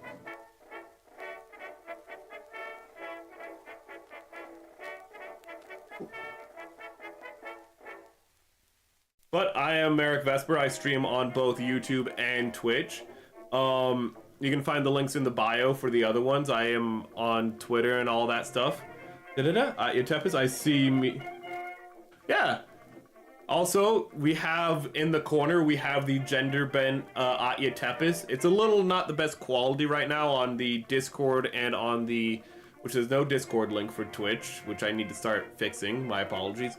But on the Discord and on the Twitter, it's posted into all of its glory. It's just a gender bent her, really. It's based off of her, Alucard, Lestat, mostly because I wanted the frilly clothing of Lestat. Goodness, I'm a little sick still recovering from that. And ooh.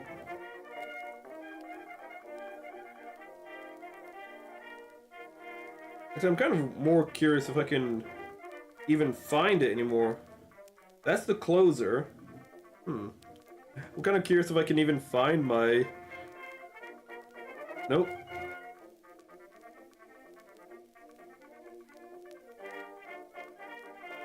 Oh, I actually did find it. Probably like 5 minutes after I was supposed to, but it's hello, I'm Eric Vesper. This is my chat. Without it, sorry, without me, it is useless. Without it, I am useless. There are many like it. I got that. I didn't do it right. Oh god. But we do a lot of things here. We do reading, drawing, gunplug, gaming, and offend God. We don't mean to do the last part. We just kind of do it by accident a lot. Ooh. And so if you're interested, drop a follow or a sub. Have a good time, and always remember, don't lose your head. I can't believe I actually was able to find it. Ooh. But we've just been talking about stuff in general, all sorts of topics, because pretty much no topics are off limits. If they are off limits, I'll just redirect it to something really stupid. F1. But I appreciate it, because I needed the diversion for a minute. Da-da-da. But how was your stream, Atya, if you're here?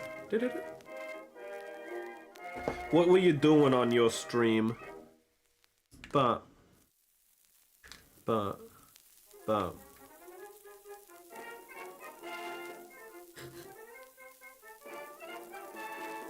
But.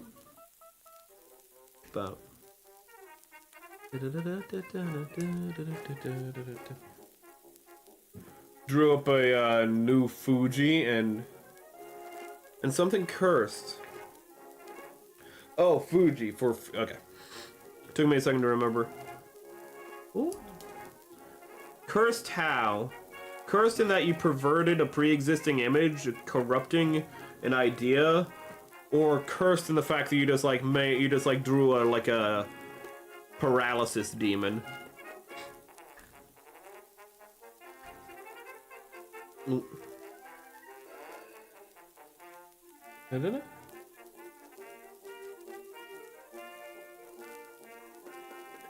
Oh, you got a headache. This time of year isn't really the best for that, with the constant pressure changes, with the, seasonal changes. It's just natural to end up with, like, headaches and whatnot from sinuses, not being able to filter, not being able to, like, differentiate the pressures quick enough. It was always hell annoying for that.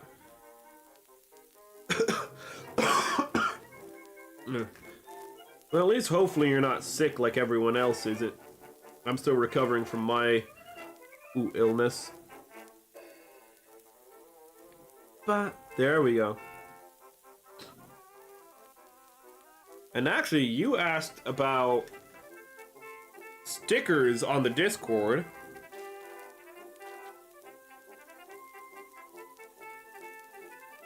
Oh my god, you drew... Okay, a Neko arc. Yeah! The Neko arc AI covers are some of my favorite things. They constantly get taken down because, they're AI covers, but whenever I find a good Life is a Highway are my favorite Neko arc covers, because there's just something really funny to me about just hearing the Neko arc sing Life is a Highway. 1 minute, I need to... Ooh.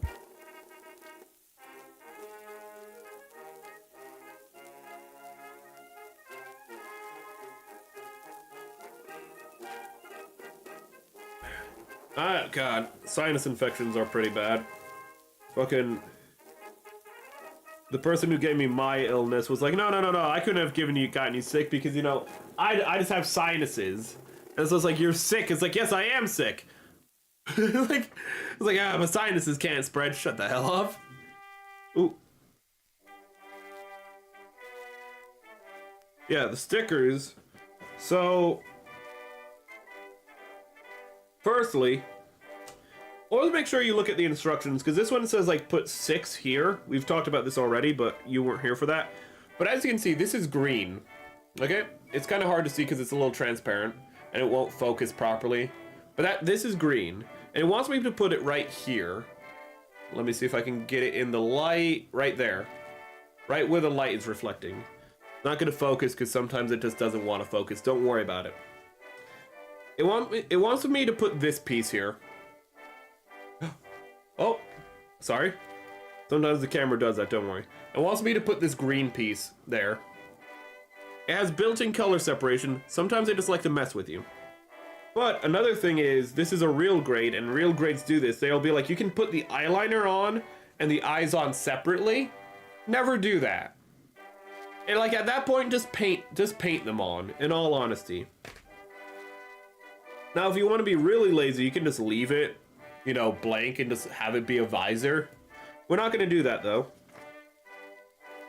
We're just going to apply it, and one thing you're going to want to do is you want to use tweezers. Now, these tweezers are asymmetrical because they're cheap and bad, but that's actually to our benefit because that means this side is actually a lot thinner. It probably won't show up on camera very well, but this side is a lot thinner, which actually makes it easier to use for application.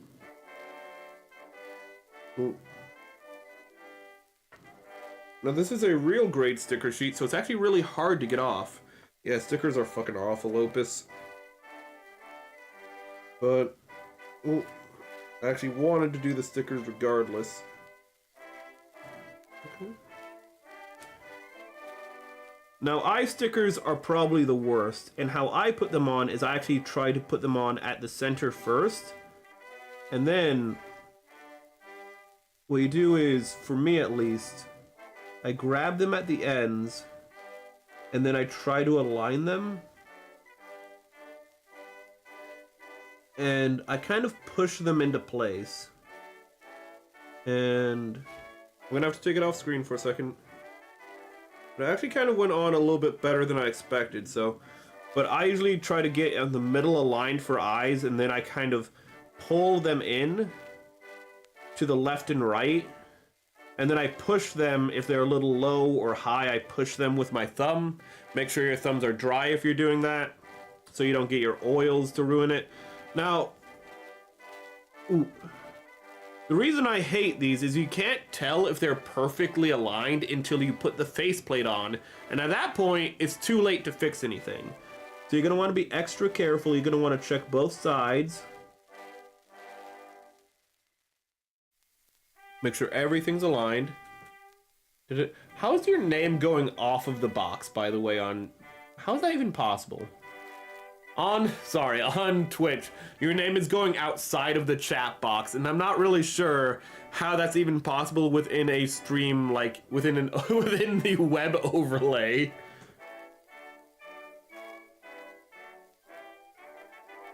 Yeah. But, again... I apply in the center because I actually told you this. A good thing is having the alignment and God, I used actually alignment is when we push it into place, but what you want first is kind of an anchor point, and because these are symmetrical, you're going to want the anchor point to be at the point of symmetry, so that way you can either correct left or right. Because if you put, say, the anchor point here, and then you wrap it around for the eyes, say you put it too far on this side and you have to pull it down. Well, now to do that, you have to pull against all of this. Or if it's over here and you have to pull over here, you have to pull against, again, all of this. But if the really only part that's sticking to it is right here and everything's kind of just gently pushed down, you can pull down in either direction and not really be too afraid of it tearing or anything if you have mostly the correct alignment already. And the eyes are actually a little low. I'm gonna see if I can push them up a little. The left eye is a little low still. I don't know if I can correct that though. It's symmetrical in how it's off. Let's put the faceplate on. Oh, we need to have A. Something very easy to forget in real grades. Usually the eye mask and the chin are one piece in high grades, so it's not really a concern there. But in real grades, they're separate, and you can easily miss them if you're not paying attention. Like I almost did. Ah! I hit the camera.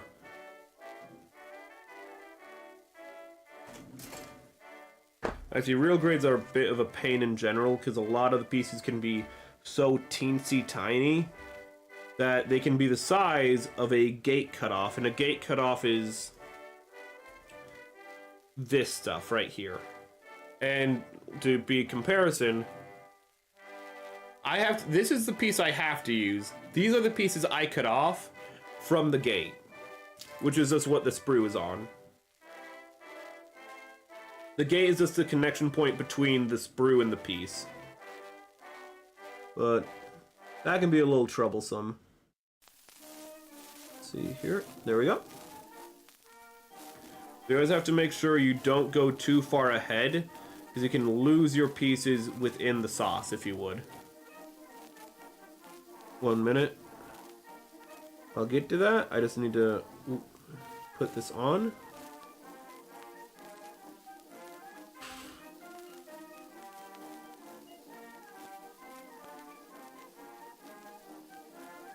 Okay.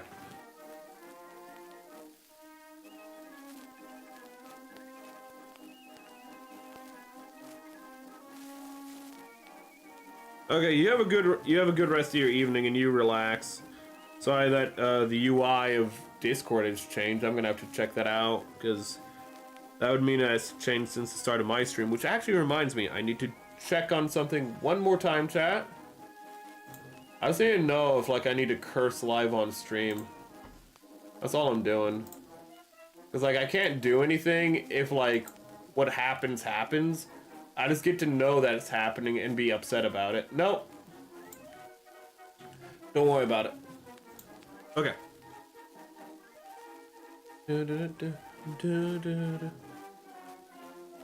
Oh, I didn't see that one. Be kind to your web-footed friends. We're talking about inbreds or ducks? Ooh. A duck may be some, maybe somebody's uncle. What's the far side? What's the far side one? I can never remember what it is, but it's like the fear that somewhere, somehow, a duck is watching you. And it's just a panel, and hidden somewhere in the panel is just a duck in a window looking at the viewer.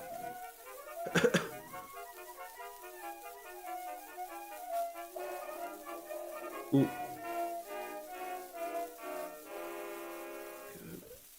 What's crazy is that's not the only time Farsight has invented a scientific term that has been accepted by the wider scientific community out of a joke. Because the term thagomizer, oh, damn it, which is the spikes at the end of a Stegosaurus's tail, you know, those ones with the big, you know, panels on their back, the Stegosaurus, big, tiny little head. They have the big spikes on their back, and they have the spiked tail, right? Well, Farsight has a comic that goes, oh, this is called the Thagomizer, named after the late, you know, Thomas G. Thag. You know, that's the panel, you know, and like the implication is that, like, you know, he was killed by getting hit by the Thagomizer or something. But the name Thagomizer comes from that comic. Prior to that, there was no name. It was just tail spikes. That's what they were called. But because some dude was like, I'm gonna make a joke about this, they're like, that's a pretty good joke. You know what? That's now the scientific term. And the fact that that has happened more than once with Farsight is kind of crazy. Also, I'm hating this right now. I don't want to do this off camera, but it's okay. I don't have to. Sometimes real grades are so small that I have to take off, like, these are pretty good tight gloves, but I'll have to take off the gloves to apply, like, pieces, and it's insane that it can be to that degree, and I have messed up and I have to take off the piece anyways. How did you mess up, Merrick? These pieces are undergated and I missed it, so it's not being plugged in properly. Undergating is just when, for anyone new here, a piece has the gate, again, has like these connection points, and they're on the underside of the piece. So that way they're hidden from view and are, you know, don't leave marks when you cut them off, or at least the marks aren't visible. Now, excuse me while I get this on and... Oof. You know, I was gonna say maybe Lan was onto something and I'm gonna have to glue on this V-fin, but nope. No glue for you. Which is ironic because I'm actually missing the V-fin. I say missing, I know where it is, I'm just too lazy to get it out. But for the entry grade. What did I come back to? I don't know, apparently me fucking calling you a fool, I guess. Stars and Stripes Forever was playing, so I was singing. Good man. What is playing right now? Oh, it's Madama Butterfly. One of the few songs that aren't a patriotic anthem. Let's see here. That is a big head, though. Do we still have the head of the RX-78 for size comparison? We do. Like, look how, don't worry about that it's missing its eyes, but look at that size difference. Jesus Christ. Oh my god, that is a difference of, I think only like, wait, when did Char's Counterattack come out? Like, 86? If it was 86, that's a really good year for movies in general. A lot of really good movies came out in 86, but that's beyond the point. But I think it was 86. And so this is what, like 7 years? our world, not in their world, but 7 years difference. Ooh. Of just, you know, like them designing newer and newer Gundams. I think, honestly, the Nu-Gundam probably has my favorite double V-fin of all the V-fins. It just looks so nice. 86 was a good year.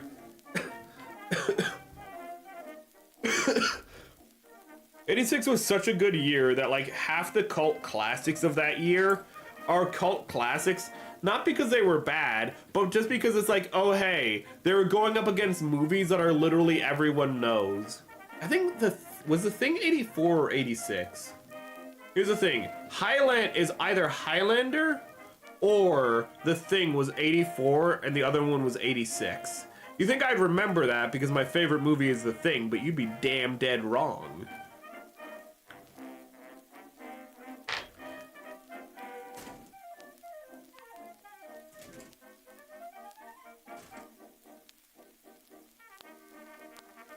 I think The Thing came out the same year as E.T.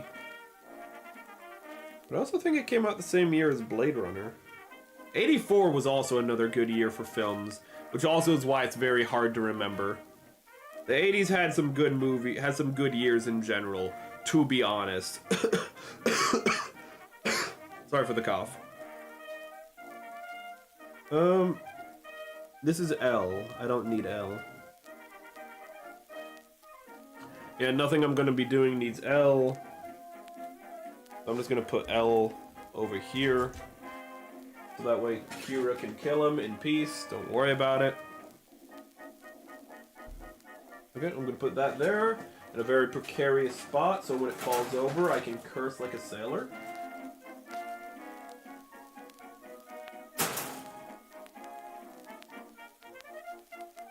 There's so many versions of Yankee Doodle and Dixie on this fucking playlist. I really need more songs. Top Gun, Labyrinth, Crocodile, Dundee. I thought Dundee was a later movie. Huh. Big Trouble in Little China. Oh, fuck me. The Fly. I fucking love Big Trouble in Little China. It is such an excellent film. And I don't just say that because I have a total man crush on Kurt Russell. That movie is so much fun. Of how it's literally the old archetype of the story of, like, you know, the guy from outside the community coming in and like saving everyone. It's that archetype of like the wandering hero, but but the wandering hero isn't some cowboy. Well, he is a cowboy in a modern sense. He's a trucker. So there's a trucker comes into town, they take his truck, his horse, and he's like, well, I gotta get my truck, horse back, you know, from the gang. But the gang happens to be magical, you know, Chinese people. And it's like, we've gotten pretty crazy pretty quickly, actually. The movie gets off the rails very quickly. And Kurt Russell the entire time is just like, what is going on? Like like I ran over a dude and it does like, and my truck just went through him. Like he went through my truck instead of running him over. It's like, oh, that's Lo Pan. And everyone's just like, yeah, that's the evil wizard that lives here. And it's just like, what do you mean that's the evil wizard that lives? Like, what are you talking about? Oh, it came out in 82? Jesus Christ, I didn't even get the year right. I didn't even get close. I'm embarrassed to say I don't watch Big Trouble in Little China. God, I don't know. Oh, wait. Until during COVID. It is such a fun movie.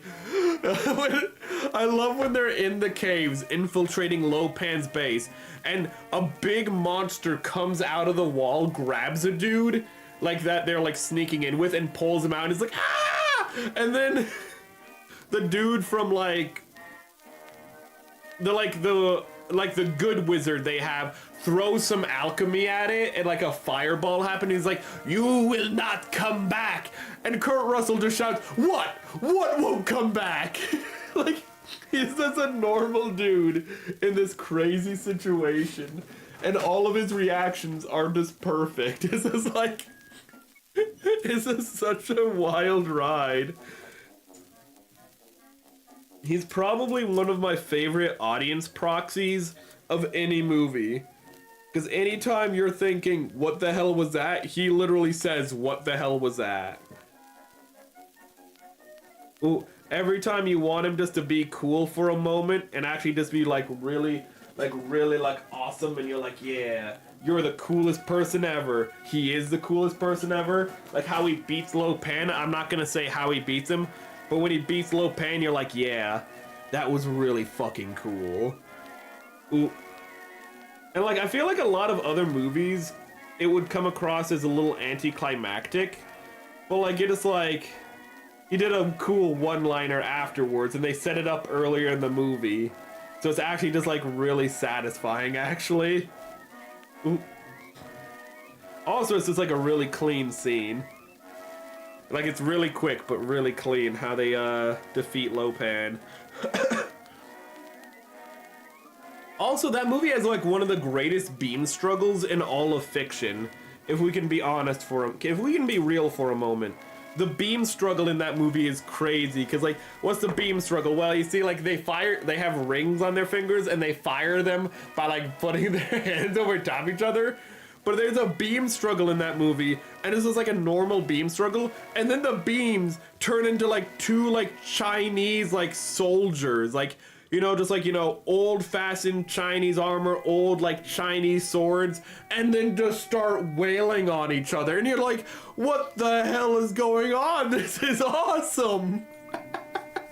It is, like, it is so sincere in what it's doing. Ooh. It is easily one of my, I don't even know what to categorize it as, because it's not a comedy, because like it's very much like played straight. It's just the fact that like the situation is so absurd, and Kurt Russell is reacting to it in such a genuine fashion as the I feel like fish out of water might not technically be correct, but like as the foreigner, so to speak, in the situation, that there's just so much there's just so much humor in it, like to diffuse the situation.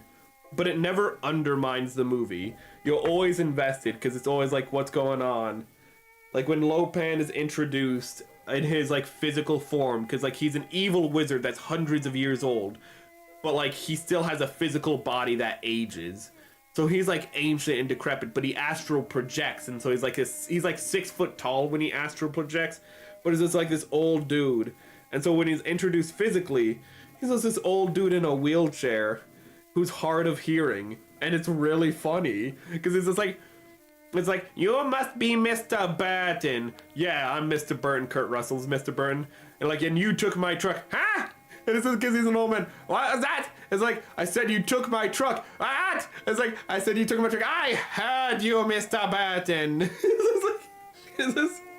That's played by I forget his name, but it's like God, I love that actor, and I can never remember his name for some reason, but the actor for Lo Pan is an absolute legend. He has like the perfect Chinese accent, because he's completely articulate. You understand everything he's saying. He speaks fluent English. He's like wonderful to listen to. His voice is just great, but also he has like the thickest like Chinese accent imaginable, while still being like 100% fluent in English, like completely understandable. And it just makes a really satisfying like voice to listen to. Ooh. God, I just went on a big tangent about like we probably do have to watch should we watch that on Discord, or should we wait all the way until like Chinese New Year next year? I would kind of want to wait until Chinese New Year next year, just so I could bring people on for Big Trouble in Little China. That would have been a good movie to bring people on for, especially people who've never seen it. They would just be like, what's going on? And then Kurt Russell would be like, what's going on? And it's like, ah. Oh. and they'd understand. They'd understand why it's so peak. Actually, another movie that is kind of like, it's not a comedy, but it's so filled with humor that like you kind of think of it like a comedy. Another movie like that is Princess Bride. Put it on the list. I might just put it on the list. I just don't know which list though. Ooh. But Princess Bride is also one of those movies where like it's not a comedy. Everything it does is played straight and sincere, but it integrates the humor in such a way and so naturally that like throughout the movie you're laughing. But again, there's no like turn to camera joke or anything. It's just part of the world and you're laughing kind of like you're laughing just as things are going along. Like even scenes that are meant to be comedic, that were shot with comedy in mind, like the Mr. Miracle scene, where Billy Crystal is Mr. Miracle, and he is the alchemist and healer for the king who was fired by the king's son. And that scene is meant to be comedic. In fact, it's so funny that they had to take the actor who was supposed to be mostly dead, who was supposed to be, you know, like in a coma. They had to take him out of the scene when he was not, like whenever there's a shot that he is not visible in, he is not in that scene. And it is because the actor could not fucking stop laughing whenever Billy Crystal was just saying absolutely anything. Because Billy Crystal is just, again, playing it straight, but he's a great comedian, so he's just like saying shit rapid fire that's just absolutely hilarious, and everyone has to have a stone cold face and act like he's just being eccentric, or he's just like this is just a normal day for them, you know.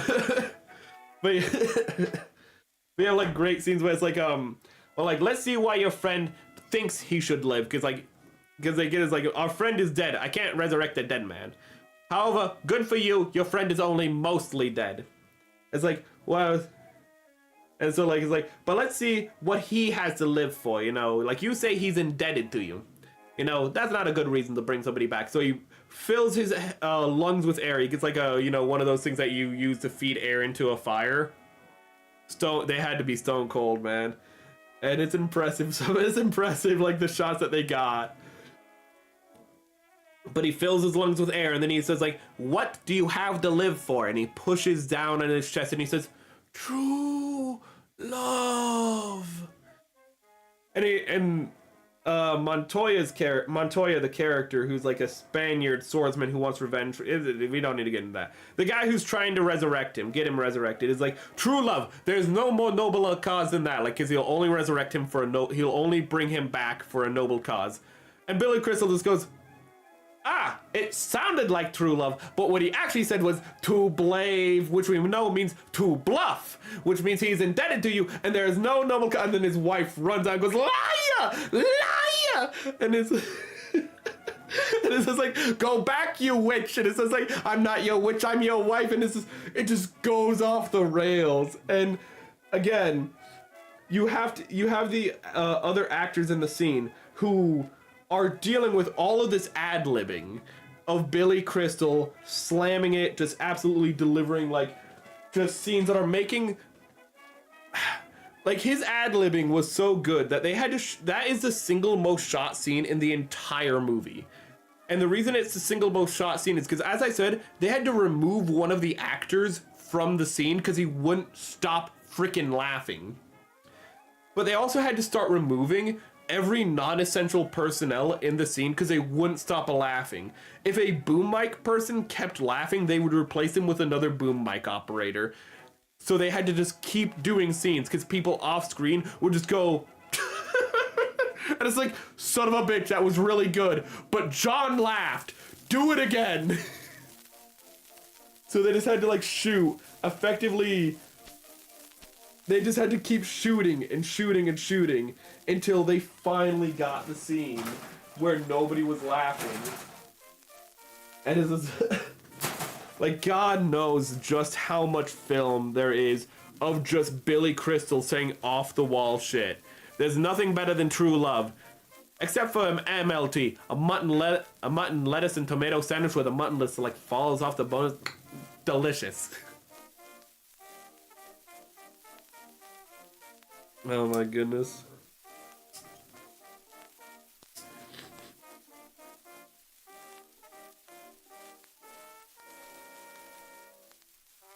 Also, the narrator of that film, who's like the movie's whole setup. You guys have seen Princess Bride before, but for those who haven't, the whole setup is you have a kid who's sick, and his grandpa comes and reads him like a story, and it's the Princess Bride. So you have a narrator like put into the story that way. And the kid will actually interject in the movie and be like, wait a minute. And the grandpa would be like, don't worry, son, I'll explain it. But the grandfather in that movie is actually Peter Falk, the actor for Columbo, and he slam dunks the role of the grandfather / narrator in that movie. It's just they chose wisely. They got such a charismatic, but like not charismatic in like like a charismatic, but just like, man, you're really cool.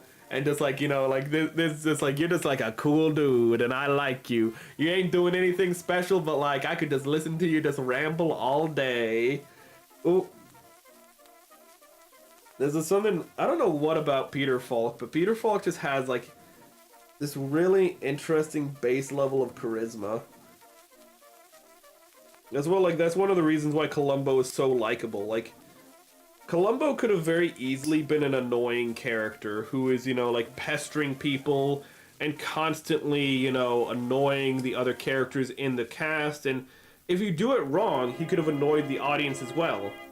But Peter Falk is such an endearing person endearing actor, that like both you as the viewer, but also the characters in the telemovies, like you can completely understand why they're disarmed by him, because he's just this dude, he's just this like bumbling detective, and it's just like, it's like he's just there, like he's not like sitting down and going like, I need to ask you questions about this murder. He's like, hey, how's it going? I just like, sorry, you weren't here, and I saw your shoes, and I was like, I thought I was the same size, and I wanted to try them on. I'm so sorry. And it's just like, I don't know what I was thinking. And it's like, he wasn't like, snooping around or anything, because he wouldn't be able to use anything if he was snooping around as evidence. So he was just actually pissing about, waiting for like the suspect to come over so he could ask questions, which is so disarming. And that's an actual setup in one of the episodes where he's waiting for, actually it's a William Shatner episode where he's waiting for him, so he just puts on his shoes and is like, these are nice shoes. And then Shatner arrives and is like, oh dude, I'm so sorry. Ooh, actually that episode's pretty good because Shatner, who is the suspect, actually plays a Columbo character in a TV show. So that episode's a little meta. It's pretty much supposed to be kind of like Columbo investigating Peter Falk in that episode, and it's a really fun episode for it. Ooh. Columbo's a show that I want to show you guys so much on the Discord. It's just that I don't know when between everything else. But I swear to God, if I get the time, I will show you Bastards Columbo. I will show you Bastards Columbo, and if you don't show up to a Columbo viewing, you're out of the Discord. You must watch Columbo. You must understand peak chat.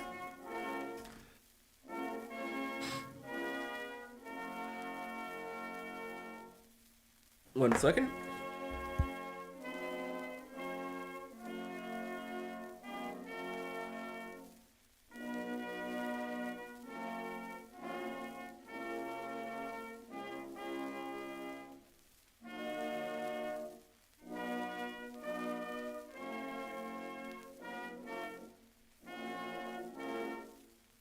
Oh my God, we're already at 2:30.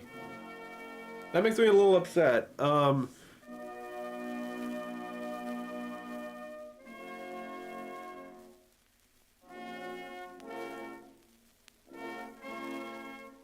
trying to think.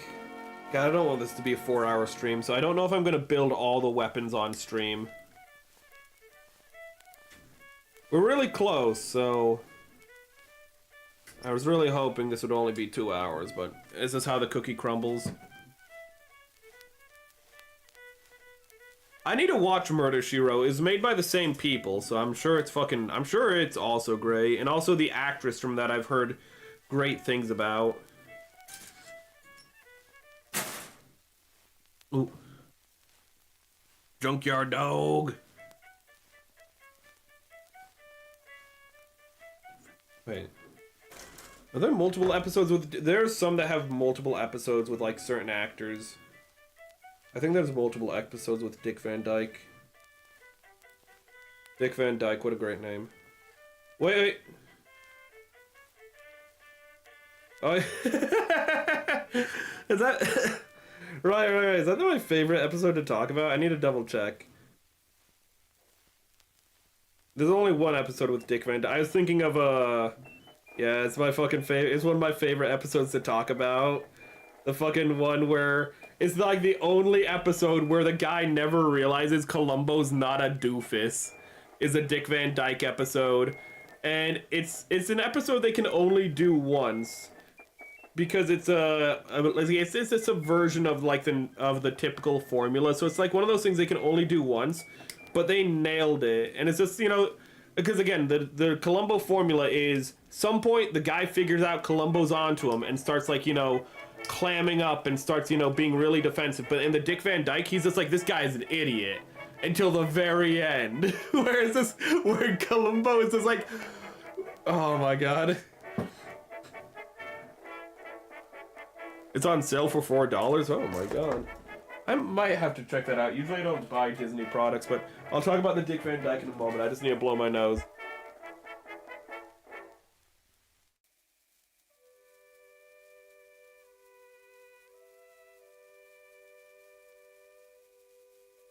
That sounds amazing. She was Miss Potts in Beauty and the Beast. That sounds great. Oh my god.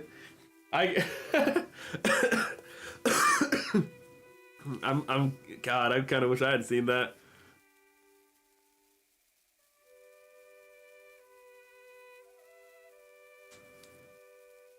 Oh, wait, was that Dick Van Dyke?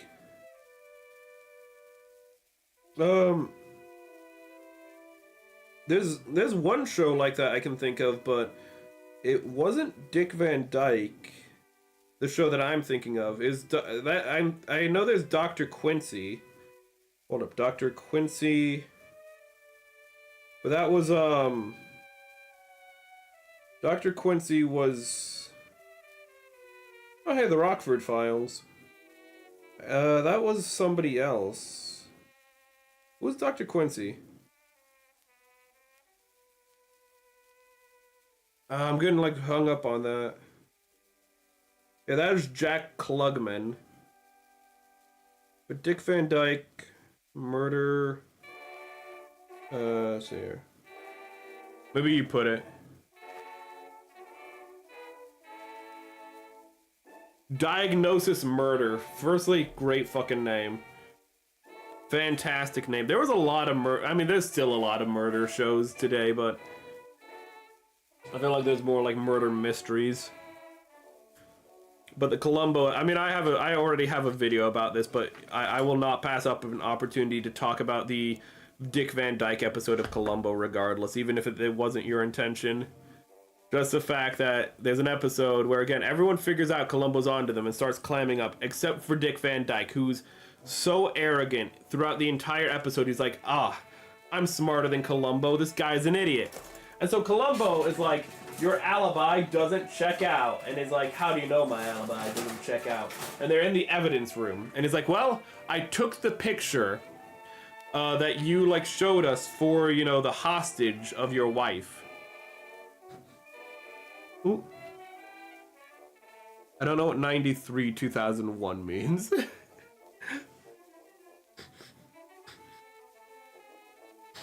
I'm gonna be frank with you. Ooh. But it's like, I took the picture and I enlarged it. And look, The clock says it's a different time from your alibi. And Dick Van Dyke just goes, you reverse the image, you idiot. And Columbo just goes, what? I did? And Dick Van Dyke's like, yeah. And I can prove you did it. Get out the original photo. And Columbo goes like, oh, I dropped in hydrochloric acid by accident. Whoopsie. But I know I didn't make a mistake with enlarging this image. And Dick Van Dyke goes like, you're trying to incriminate me. Well, I won't have it. I can prove I'm innocent. Walks over to the evidence shelf, pulls out the camera used in the murder, puts it down on the table and goes, there's the, and it opens it up. There's the negative is in the back of the camera. It's like, look at right there. In the back of the camera is the negative. And Columbo just stops stone cold after being a goofball the whole episode. And he's in the evidence locker with like two other investigators, like the chief of police and another investigator, and the evidence locker clerk. And he just looks to his chief and goes, you just see what this guy did? And the chief's like, yeah, I can barely believe he just did that. And he looks at the investigator, like, can you believe this shit? And the investigator's like, if I didn't see it with my own two eyes. And he goes to the clerk and is like, did you just see what this motherfucker just did? And the clerk's like, yeah, I can't believe it. And Dick Van Dyke's just like, what did I do? And Columbo just looks at him and is just like, that was the camera used in the murder. How would you know that was the like, you just incriminated yourself. You're going to jail. And Dick Van Dyke just looks at him like, oh, fuck. Like, it's just like you just screwed yourself over there, buddy. Like, you willingly volunteered that information. It's like, ah, shit. Ooh. Did it? I'm gonna love Columbo.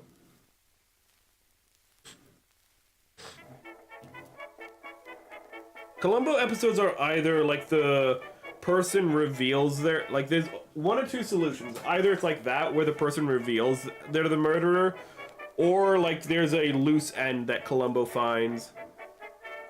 And the only complaint I have about Columbo is like, it's kind of hard to tell which episode it's gonna be before you know the solution. Like, by the time you realize it's an episode that's not a loose end episode, like, you kind of like have to like re-examine everything you've looked at, and it's kind of harder to like figure out the solution before the episode ends. Because I am far more of a loose end guy than, you know, self-incrimination guy. Or like the solutions of Columbo episodes. I'm always ready for the loose end. Hold up. Okay.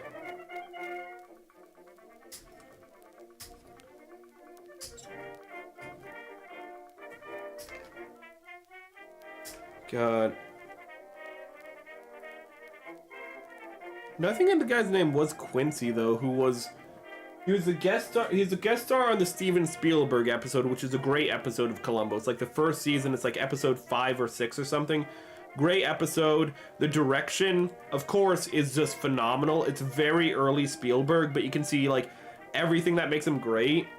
And you can see like Spielberg is a great tension director, by which I mean like he's fantastic at putting tension in his scenes. Which is why, like, whenever he has to shoot like a horror scene, whether it's for like an overall horror movie or just for like a movie that's not even horror, the tension is just always off the charts with like how he like shoots the lighting and how he angles the camera. And there are so many scenes in the episode where Spielberg directs, which are just magnifique, man. They are absolute peak. If you want to see, I actually have a video on the channel on YouTube.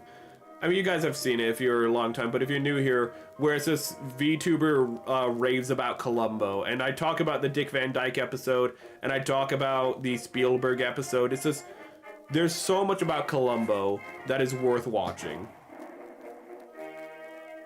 Was where the nun... That's the funniest episode in all of Columbo, the nun moment. I think that might also be, that's also in the video. That's also in the video. But that's a great moment too, because Columbo's, I don't remember exactly which investigation it was, but he has to, a guy is shot, and a vagrant is the only witness, but the vagrant was sleeping in a car in like a junkyard. And so he has to go find the vagrant, and the vagrant is at like a soup kitchen for like a Catholic, or I think it's Catholic. There's a nun, but nuns aren't technically exclusive to Catholics, whatever. We'll just say a Christian, whatever.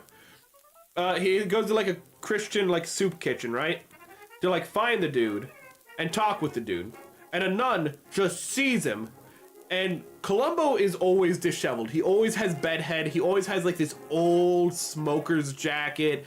You know, he's always like has like one like he always looks like his like shirt's about to be completely untucked at any moment. His tie is always crooked. He's just the most disheveled looking bastard ever. He's like missing an eye, so he's always squinting, so he always looks like he's confused. Also, I love how in Columbo episodes, either the directors do everything in their power to hide Peter Falk's fake eye, or they just don't give a damn. There's no in between. They either go out of their way to hide the fact that he's missing an eye, or they just have shots where he's like looking straight at the camera, and then we'll have him look somewhere else and only one eye will move. Because they just don't care. They're like, I'm not shooting around this, screw that. You know?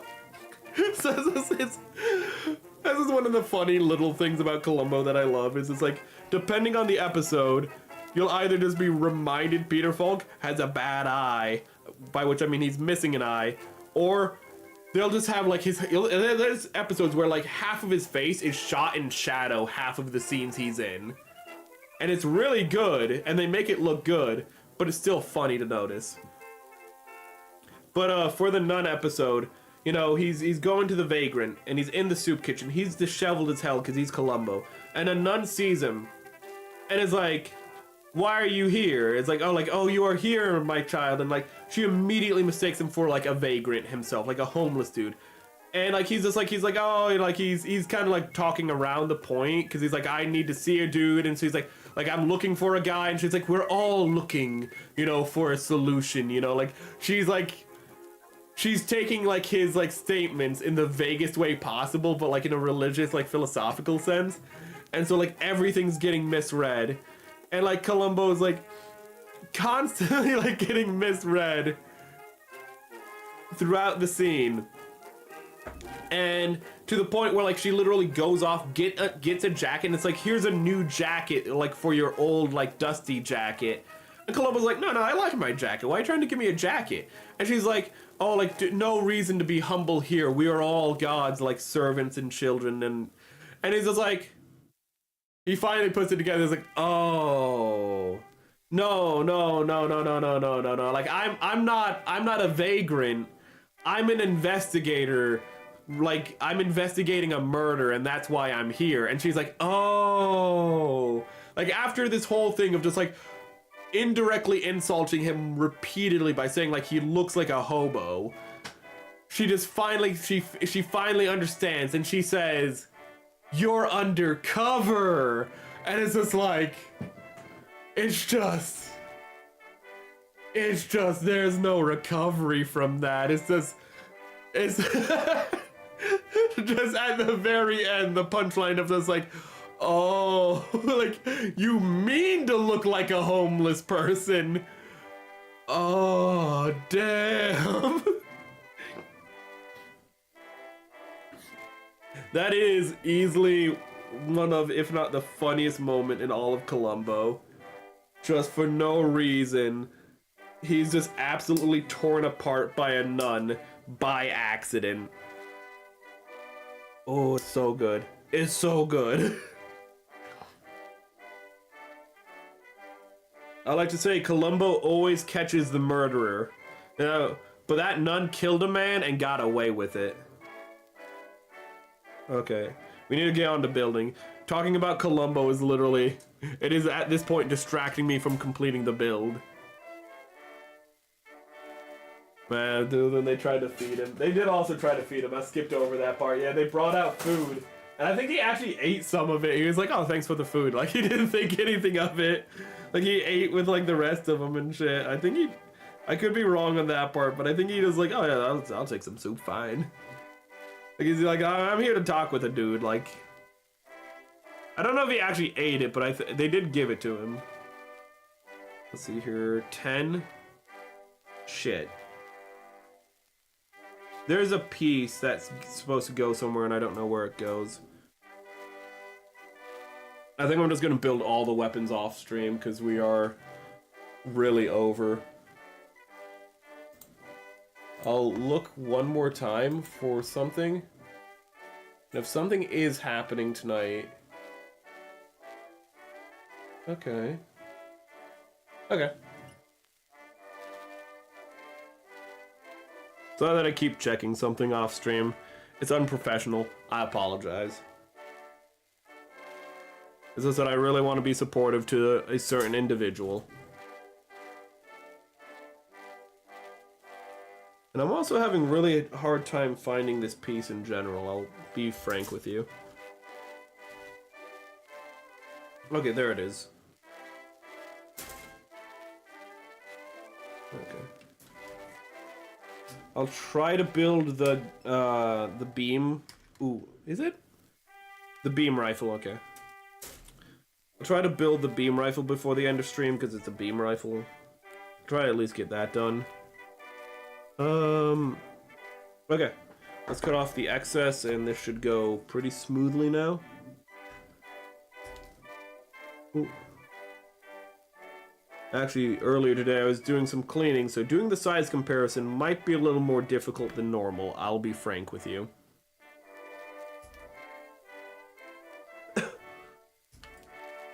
But, actually as we're getting close to the end, we are doing Gundog tomorrow. That should be itself a 2 to 3 hour stream. The Gundogs might be a little longer just because it's a reading stream and I might want to get through more of it. 2 hours can be a little bit short time for reading, especially in a visual novel. And from what I've seen of Power Lines, I haven't watched anything because I want no spoilers, but from what I've seen of the time of his streams, it looks like it's not a short visual novel. Ooh.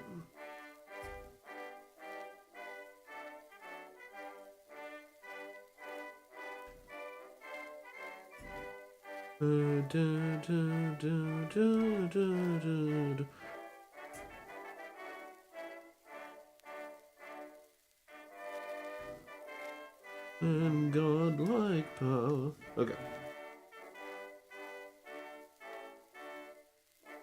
I need more water.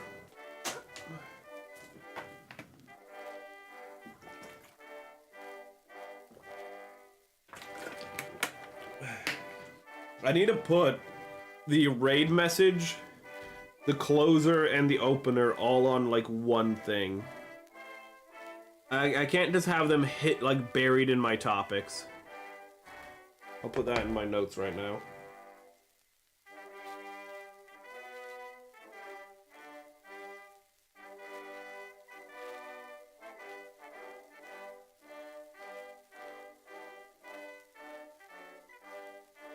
Okay.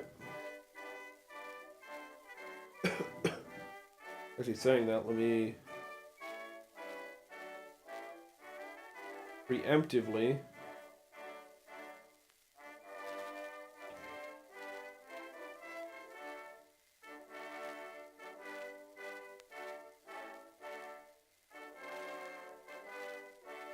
okay. Let me preemptively get the closer. Or when we need it, we have it. Oh. I haven't had to really go to topics at all this stream though, which is always nice.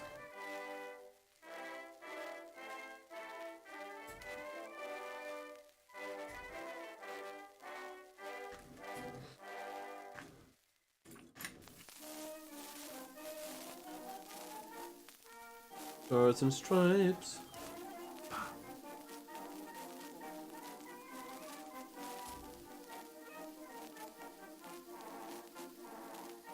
But okay, let me see where are the stickers? If I lost the sticker sheet, I might just not bother looking for it. Damn it, I found it. Okay, no, I'm not upset about that. No, shut up, chat. Okay, so I need stickers for here 9 and 10. If they're blue, I'm gonna fucking not bother. Oh, I hate you.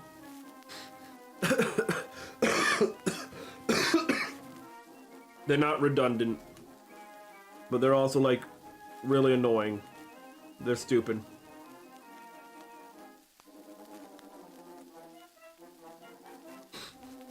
Ooh.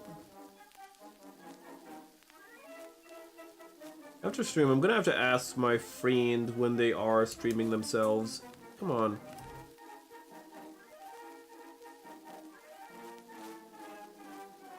I just don't want to miss it. And if I have to start tomorrow's stream early so I make sure I don't miss it, I'm willing to do that. I might just do that, chat. I'll just start tomorrow's stream late, and that might be a little harder to do. Ooh.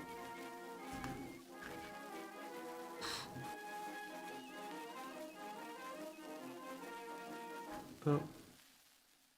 I'd hate it if it actually has happened during this stream and I missed it. That I would really kick myself for.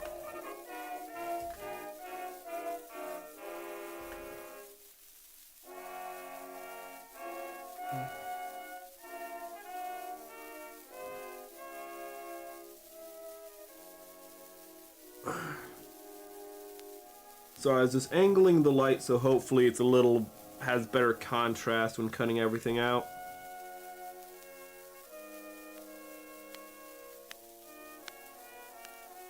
Thing is, YouTube's not a fan when you link out. You know, I want to link out my Discord on Twitch, but the problem is... Ooh. Oh, right. The problem is...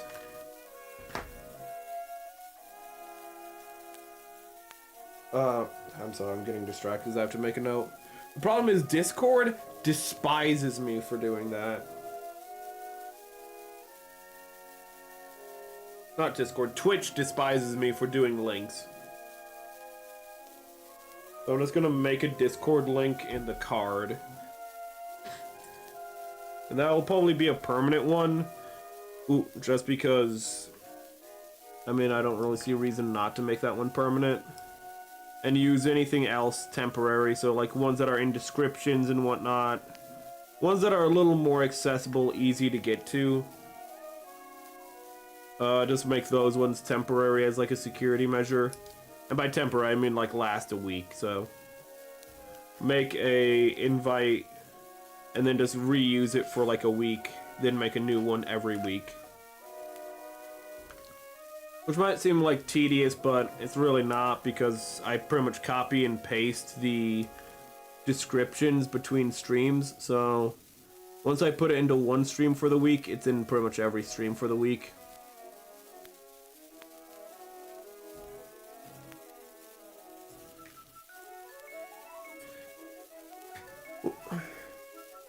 And I think that's everything.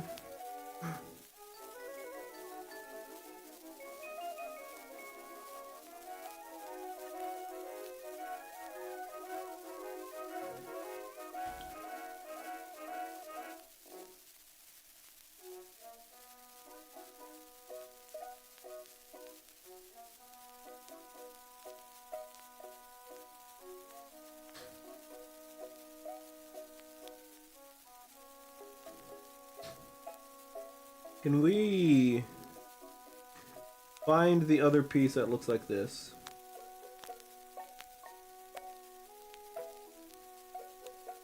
This is the thing I hate the most, is everything's so small and it's just H. I know I cut it off already, but I'm gonna double check. H27, 37. 37? 37. I've already cut it off.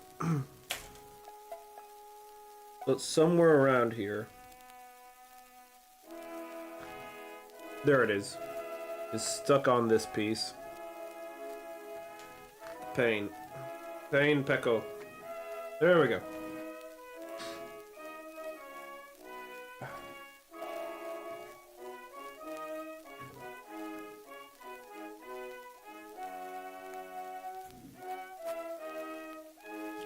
The hell is that? I don't know, it was on the glove there. It wasn't. Is that just skin oil and it just, because it's black, it showed up? 1 minute.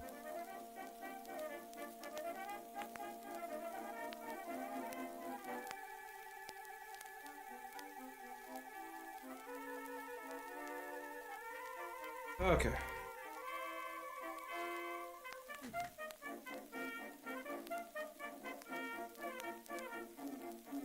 One thing I wish I could do a stream watch along with, but it's probably gonna just have to be a Discord, is Rango.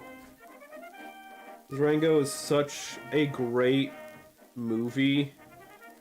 It is such a... It's a reconstruction, as I like to call them. It's a movie that takes apart the elements of what it's built upon and makes something new out of it, but, like, still familiar. It's not there to take apart out of any spiteful or, you know, deconstructive principle. It's there to build something up new.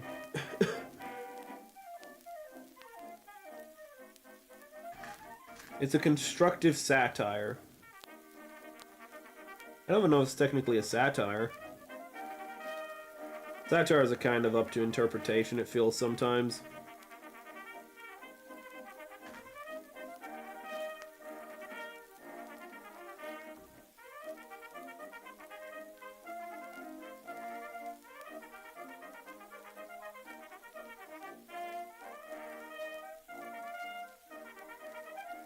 Damn it.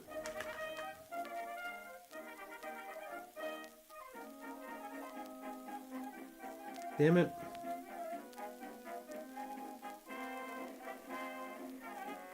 I'm fucking losing my mind.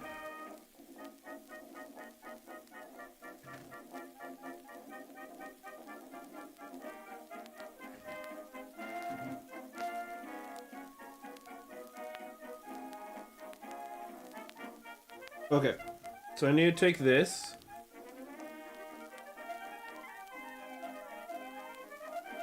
Oh, these are not symmetrical pieces. The one pieces that aren't symmetrical. Oh, god darn it. No, they are symmetrical. Okay, so why am I doing bad at this? You don't go.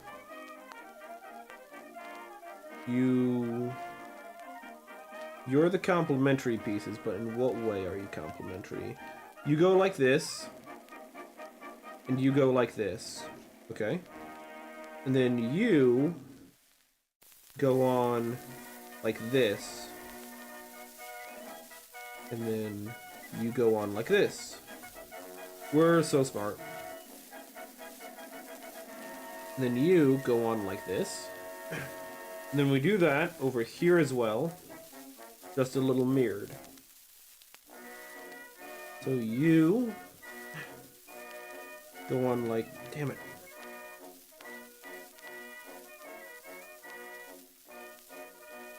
You go like this, you go like this. Yeah.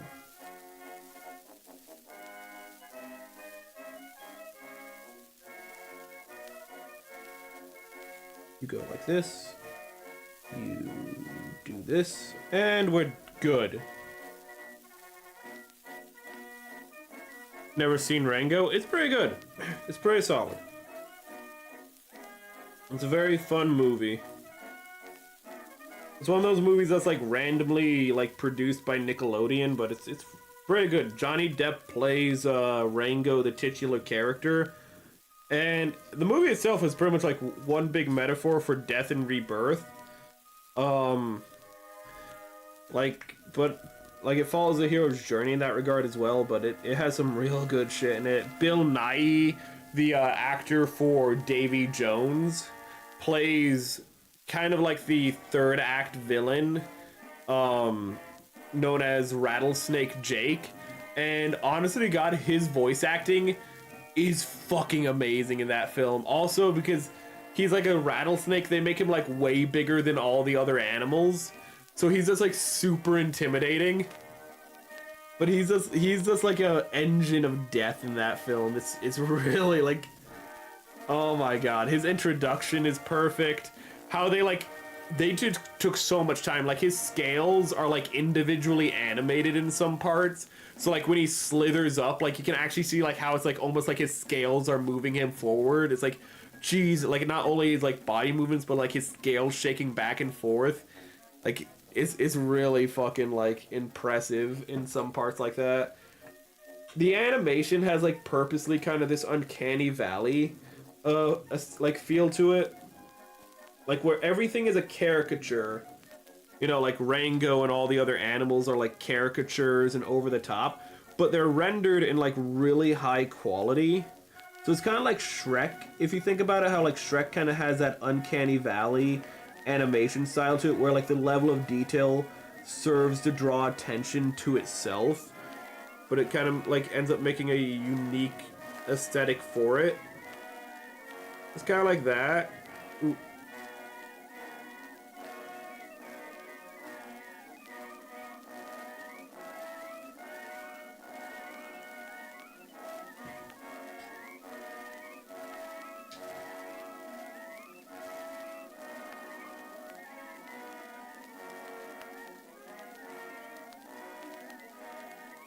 Also, Timothy Oliphant, which is who's a great actor in general, but is really well known for like, kind of like being like a out of time Western actor in a sense.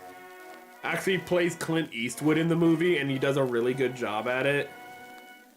I don't want to spoil too much, but like in the movie, there you have a legendary figure talked about known as the Spirit of the West, and then you know you get to see it, and I don't want to go too much. I've already spoiled too much, but it's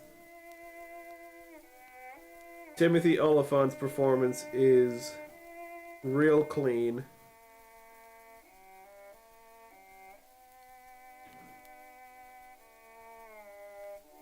And like a lot of Westerns, you have, you know, kind of the traditional era of the Western kind of being snuffed out by the encroachment of civilization. Like it hits a lot of the points of like a really good Western.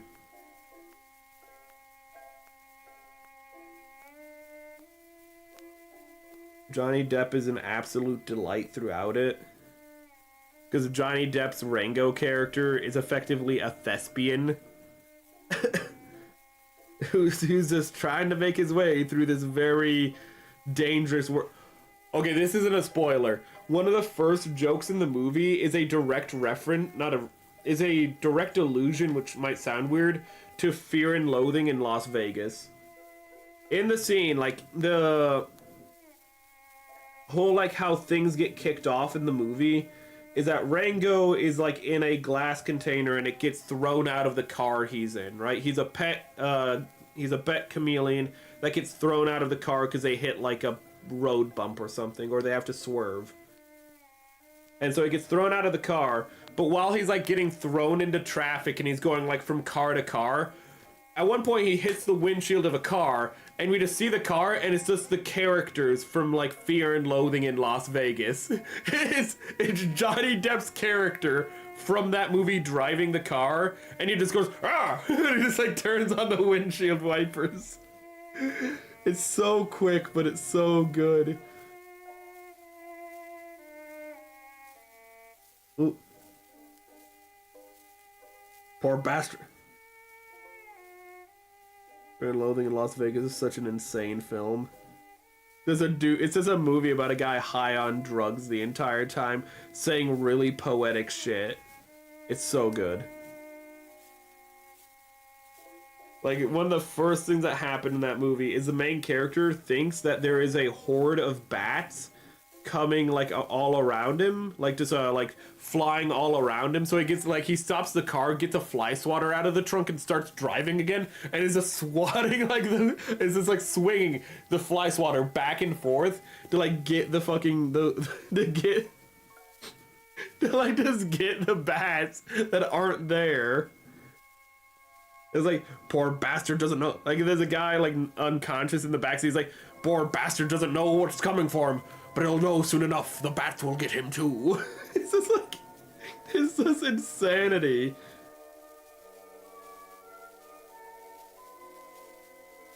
The movie is such a trip. And it's pretty much supposed to be just a movie based off of like the memoirs of Hunter S. Thompson.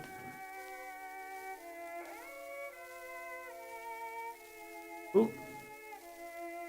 Mist. I think I've heard of it, but I can't place it. But I just wrote it down.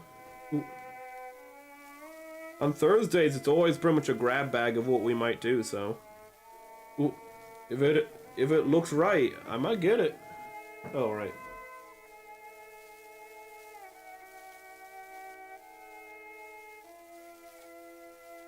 What's it about, though, if that wouldn't spoil anything? Oh! The remaster. Let me put remaster. Oh, because I'm gonna assume the original game probably doesn't even work on Windows 11 because that's just the year we live in, and we gotta accept it. I came on fucking DOS, damn. No, I don't think that's gonna play.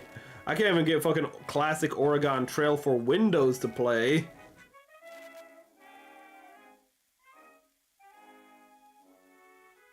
Oh, pain. Oh, pain, Pecco.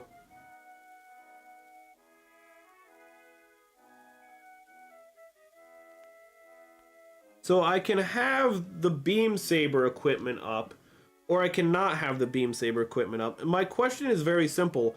Why would I ever not have the beam saber attachment on? Why would I... Oh, so I can do double fin funnels. Well, I'm never going to do double fin funnels because I don't have double fin funnels, so it doesn't matter, does it? Okay, so this is literally... The reason I built 2 of these is for something that I don't have. Cool story, bro. Supernatural mystery adventure puzzle solver. Oh, so I can get really confused at like really simple puzzles meant for like literal kids. Awesome. That does sound like a good... That does like sound like a good time. Ooh. See here. Okay.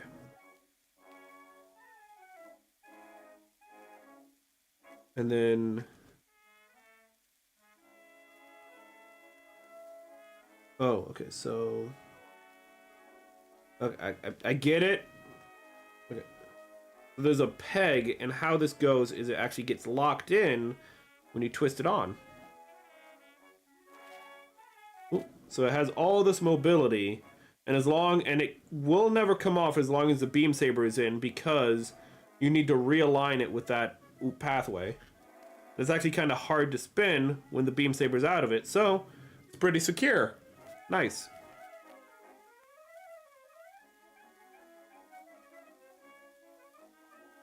And I said like we'd build the beam gun, but I don't really see much purpose now that I think about it.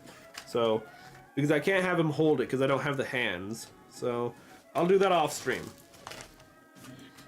Oh, I think we'll just assemble him now. In all of his beauty and glory. What about? Can we see here? We're getting close to... Look how like that... Look at that fisheye lens effect. I need to like figure out like if there's like a setting to like make that... To like correct for that or something. I don't know. That'll probably take up more processing though, so I don't know if I'd want to do it. See? Are you identical? You better fucking be identical. You're this leg, you're this leg. You go here, you go here. Okay, we're assembling. It's all coming together, chat.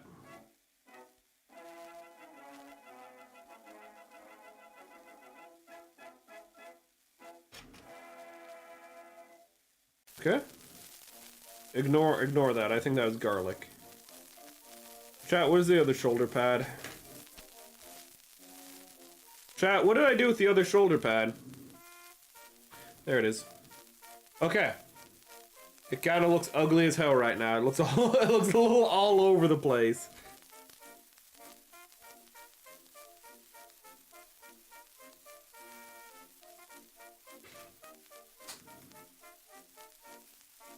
Louder than I thought it would be.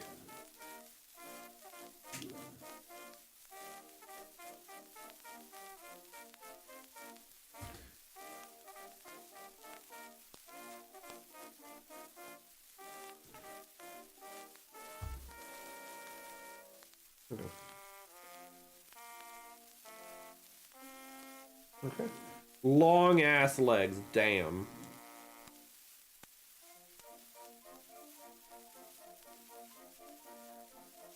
We're a little over time, which is not like a deal breaker or nothing. I just probably won't do as many size comparisons as I might do otherwise. We'll probably just keep it to the Nu-Gundam entry grade, the Sinanju, and an RX-78.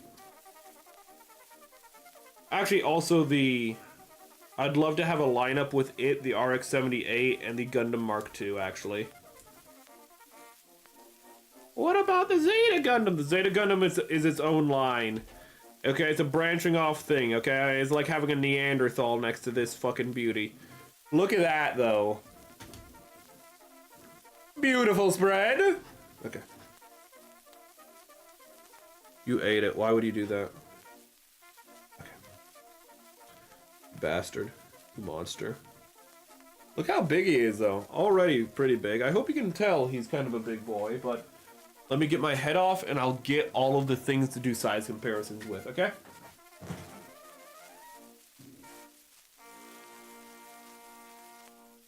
Thing is, I was doing cleaning earlier today, so I have to find the entry grade. There he is, but where is your V-fin, my friend? Should be right in here. If not, I'm gonna be incredibly pissed.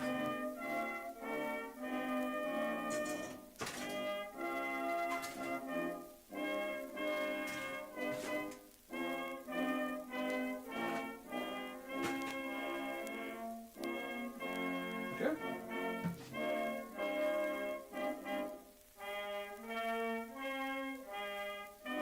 There's one.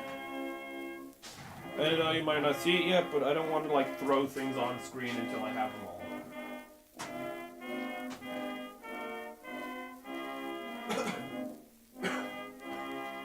We'll grab this RX-78 because it's pretty high detail. We'll grab this Gundam Mark II. Sinanju! Why? Oh, he's in the back. He's gonna be a little hard to get out.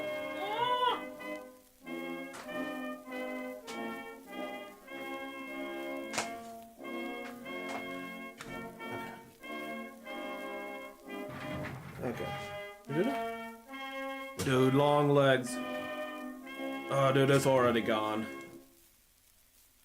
Okay. So, here's the RX-78 from Gundam The Origin. I just wanted to pick it because it has good detail on it. Here is the Gundam Mark II, who's kind of in a squat position. But you can see, like, it gets a little bit taller with the Gundam Mark II, I hope you can appreciate. It looks like, it's just a camera effect there at the same level. But then we just, but then we get to this dude, who just, look how much taller he is. This is a 18 meter mech. This is, I think, a 20 meter. This is like a 23. Like, this guy might be 19, but just look at this growth. Boy ate his Wheaties. I love the RX-78. Sorry. I love the Nu-Gundam so much. It's a wonderful evolution of Gundam. I know this is the origin, but just how it just like evolves, how it gets more detail, how it gets more kind of practical, how it just gets that a little bit more over time. Daddy long legs, daddy. It's just one of my favorite like progressions in all of fiction. It's only 3 mechs. Zeta Gundam is its own thing. Shut up.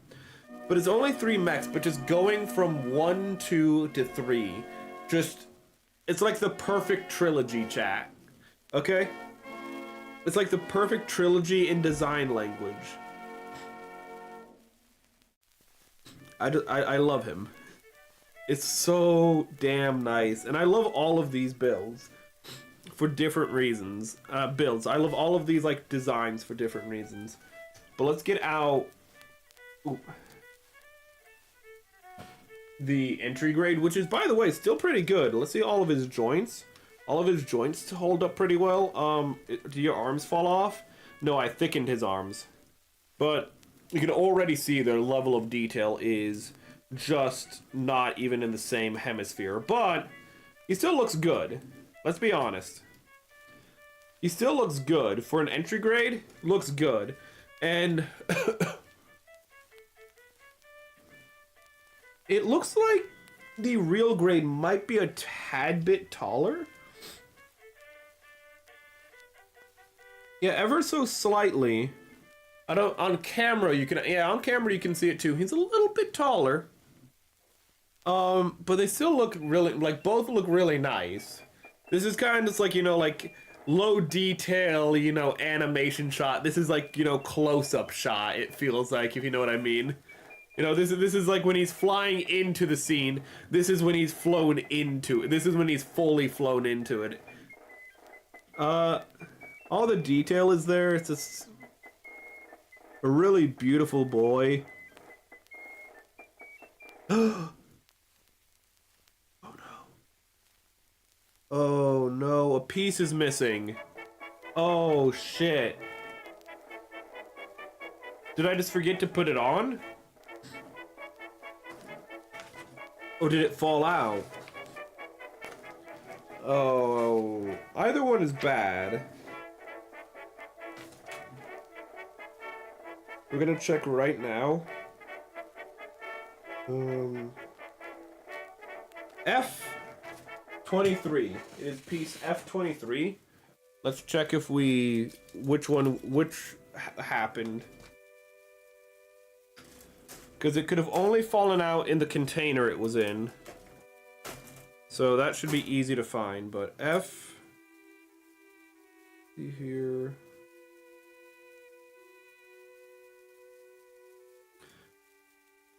Yeah, it's not here, so it must have fallen out. Let me see if I can find its container that I had it in storage.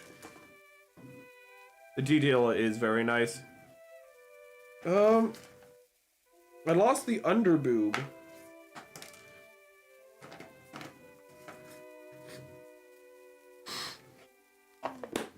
It's not in the box I had it in, so it must be somewhere on the table. So I'm just gonna have to check. I have to check. I haven't really cleaned any of those gates off yet, so it's gonna be somewhere in the gates, which is kind of like a catch-22, because it's not a very big piece. But I'm missing this piece, sadly. But for the final size comparison, and I'm not gonna take him off the stand, because screw you, is the Sinanju, and you can really see how it is. I think it is supposed to be an evolution of it. How the chests are, the vents are kind of more angled, are even more angled, so you know they're less vulnerable. How actually these pieces right here are actually taken from a new type, a Nu-Gundam variant. How these are mobile like this are taken from a Nu-Gundam variant. But even without them, if you take it off, you can see the leg is very similar. How you have the verniers in here. Ooh. But you can see he's all legs just like him. I'm pretty sure it is an evolution. He has I absolutely just love the fuel tanks. Well, God knows where that piece that is missing is. I hope it's not a sign that I'm gonna have to glue that piece in.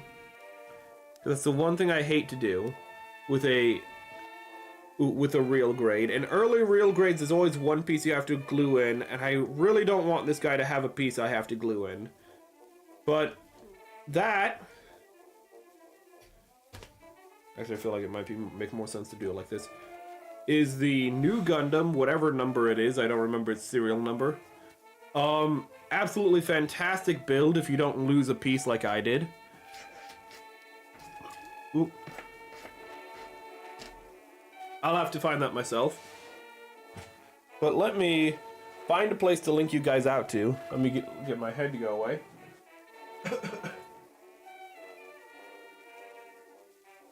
But let me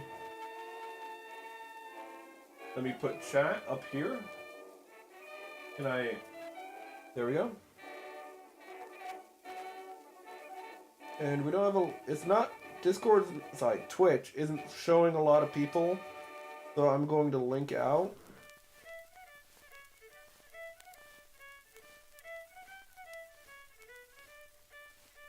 I'm gonna... Actually, there's not really anyone that I'm following or know who's streaming right now, so I don't know if I'm even gonna link out. Sorry. But... Kinda late. You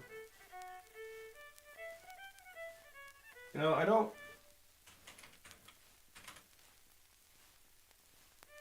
I'm gonna see if this person's gonna stream soon. I'm gonna link out to them on YouTube if they are. So humor me for one moment, please.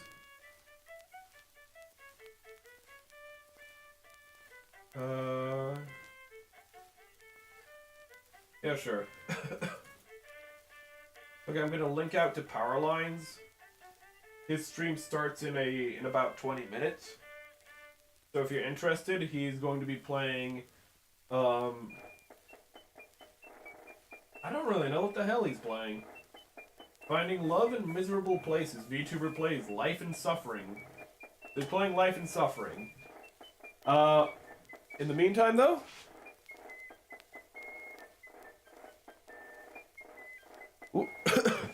I've enjoyed this build and these streams that we have had, you know, finishing it up.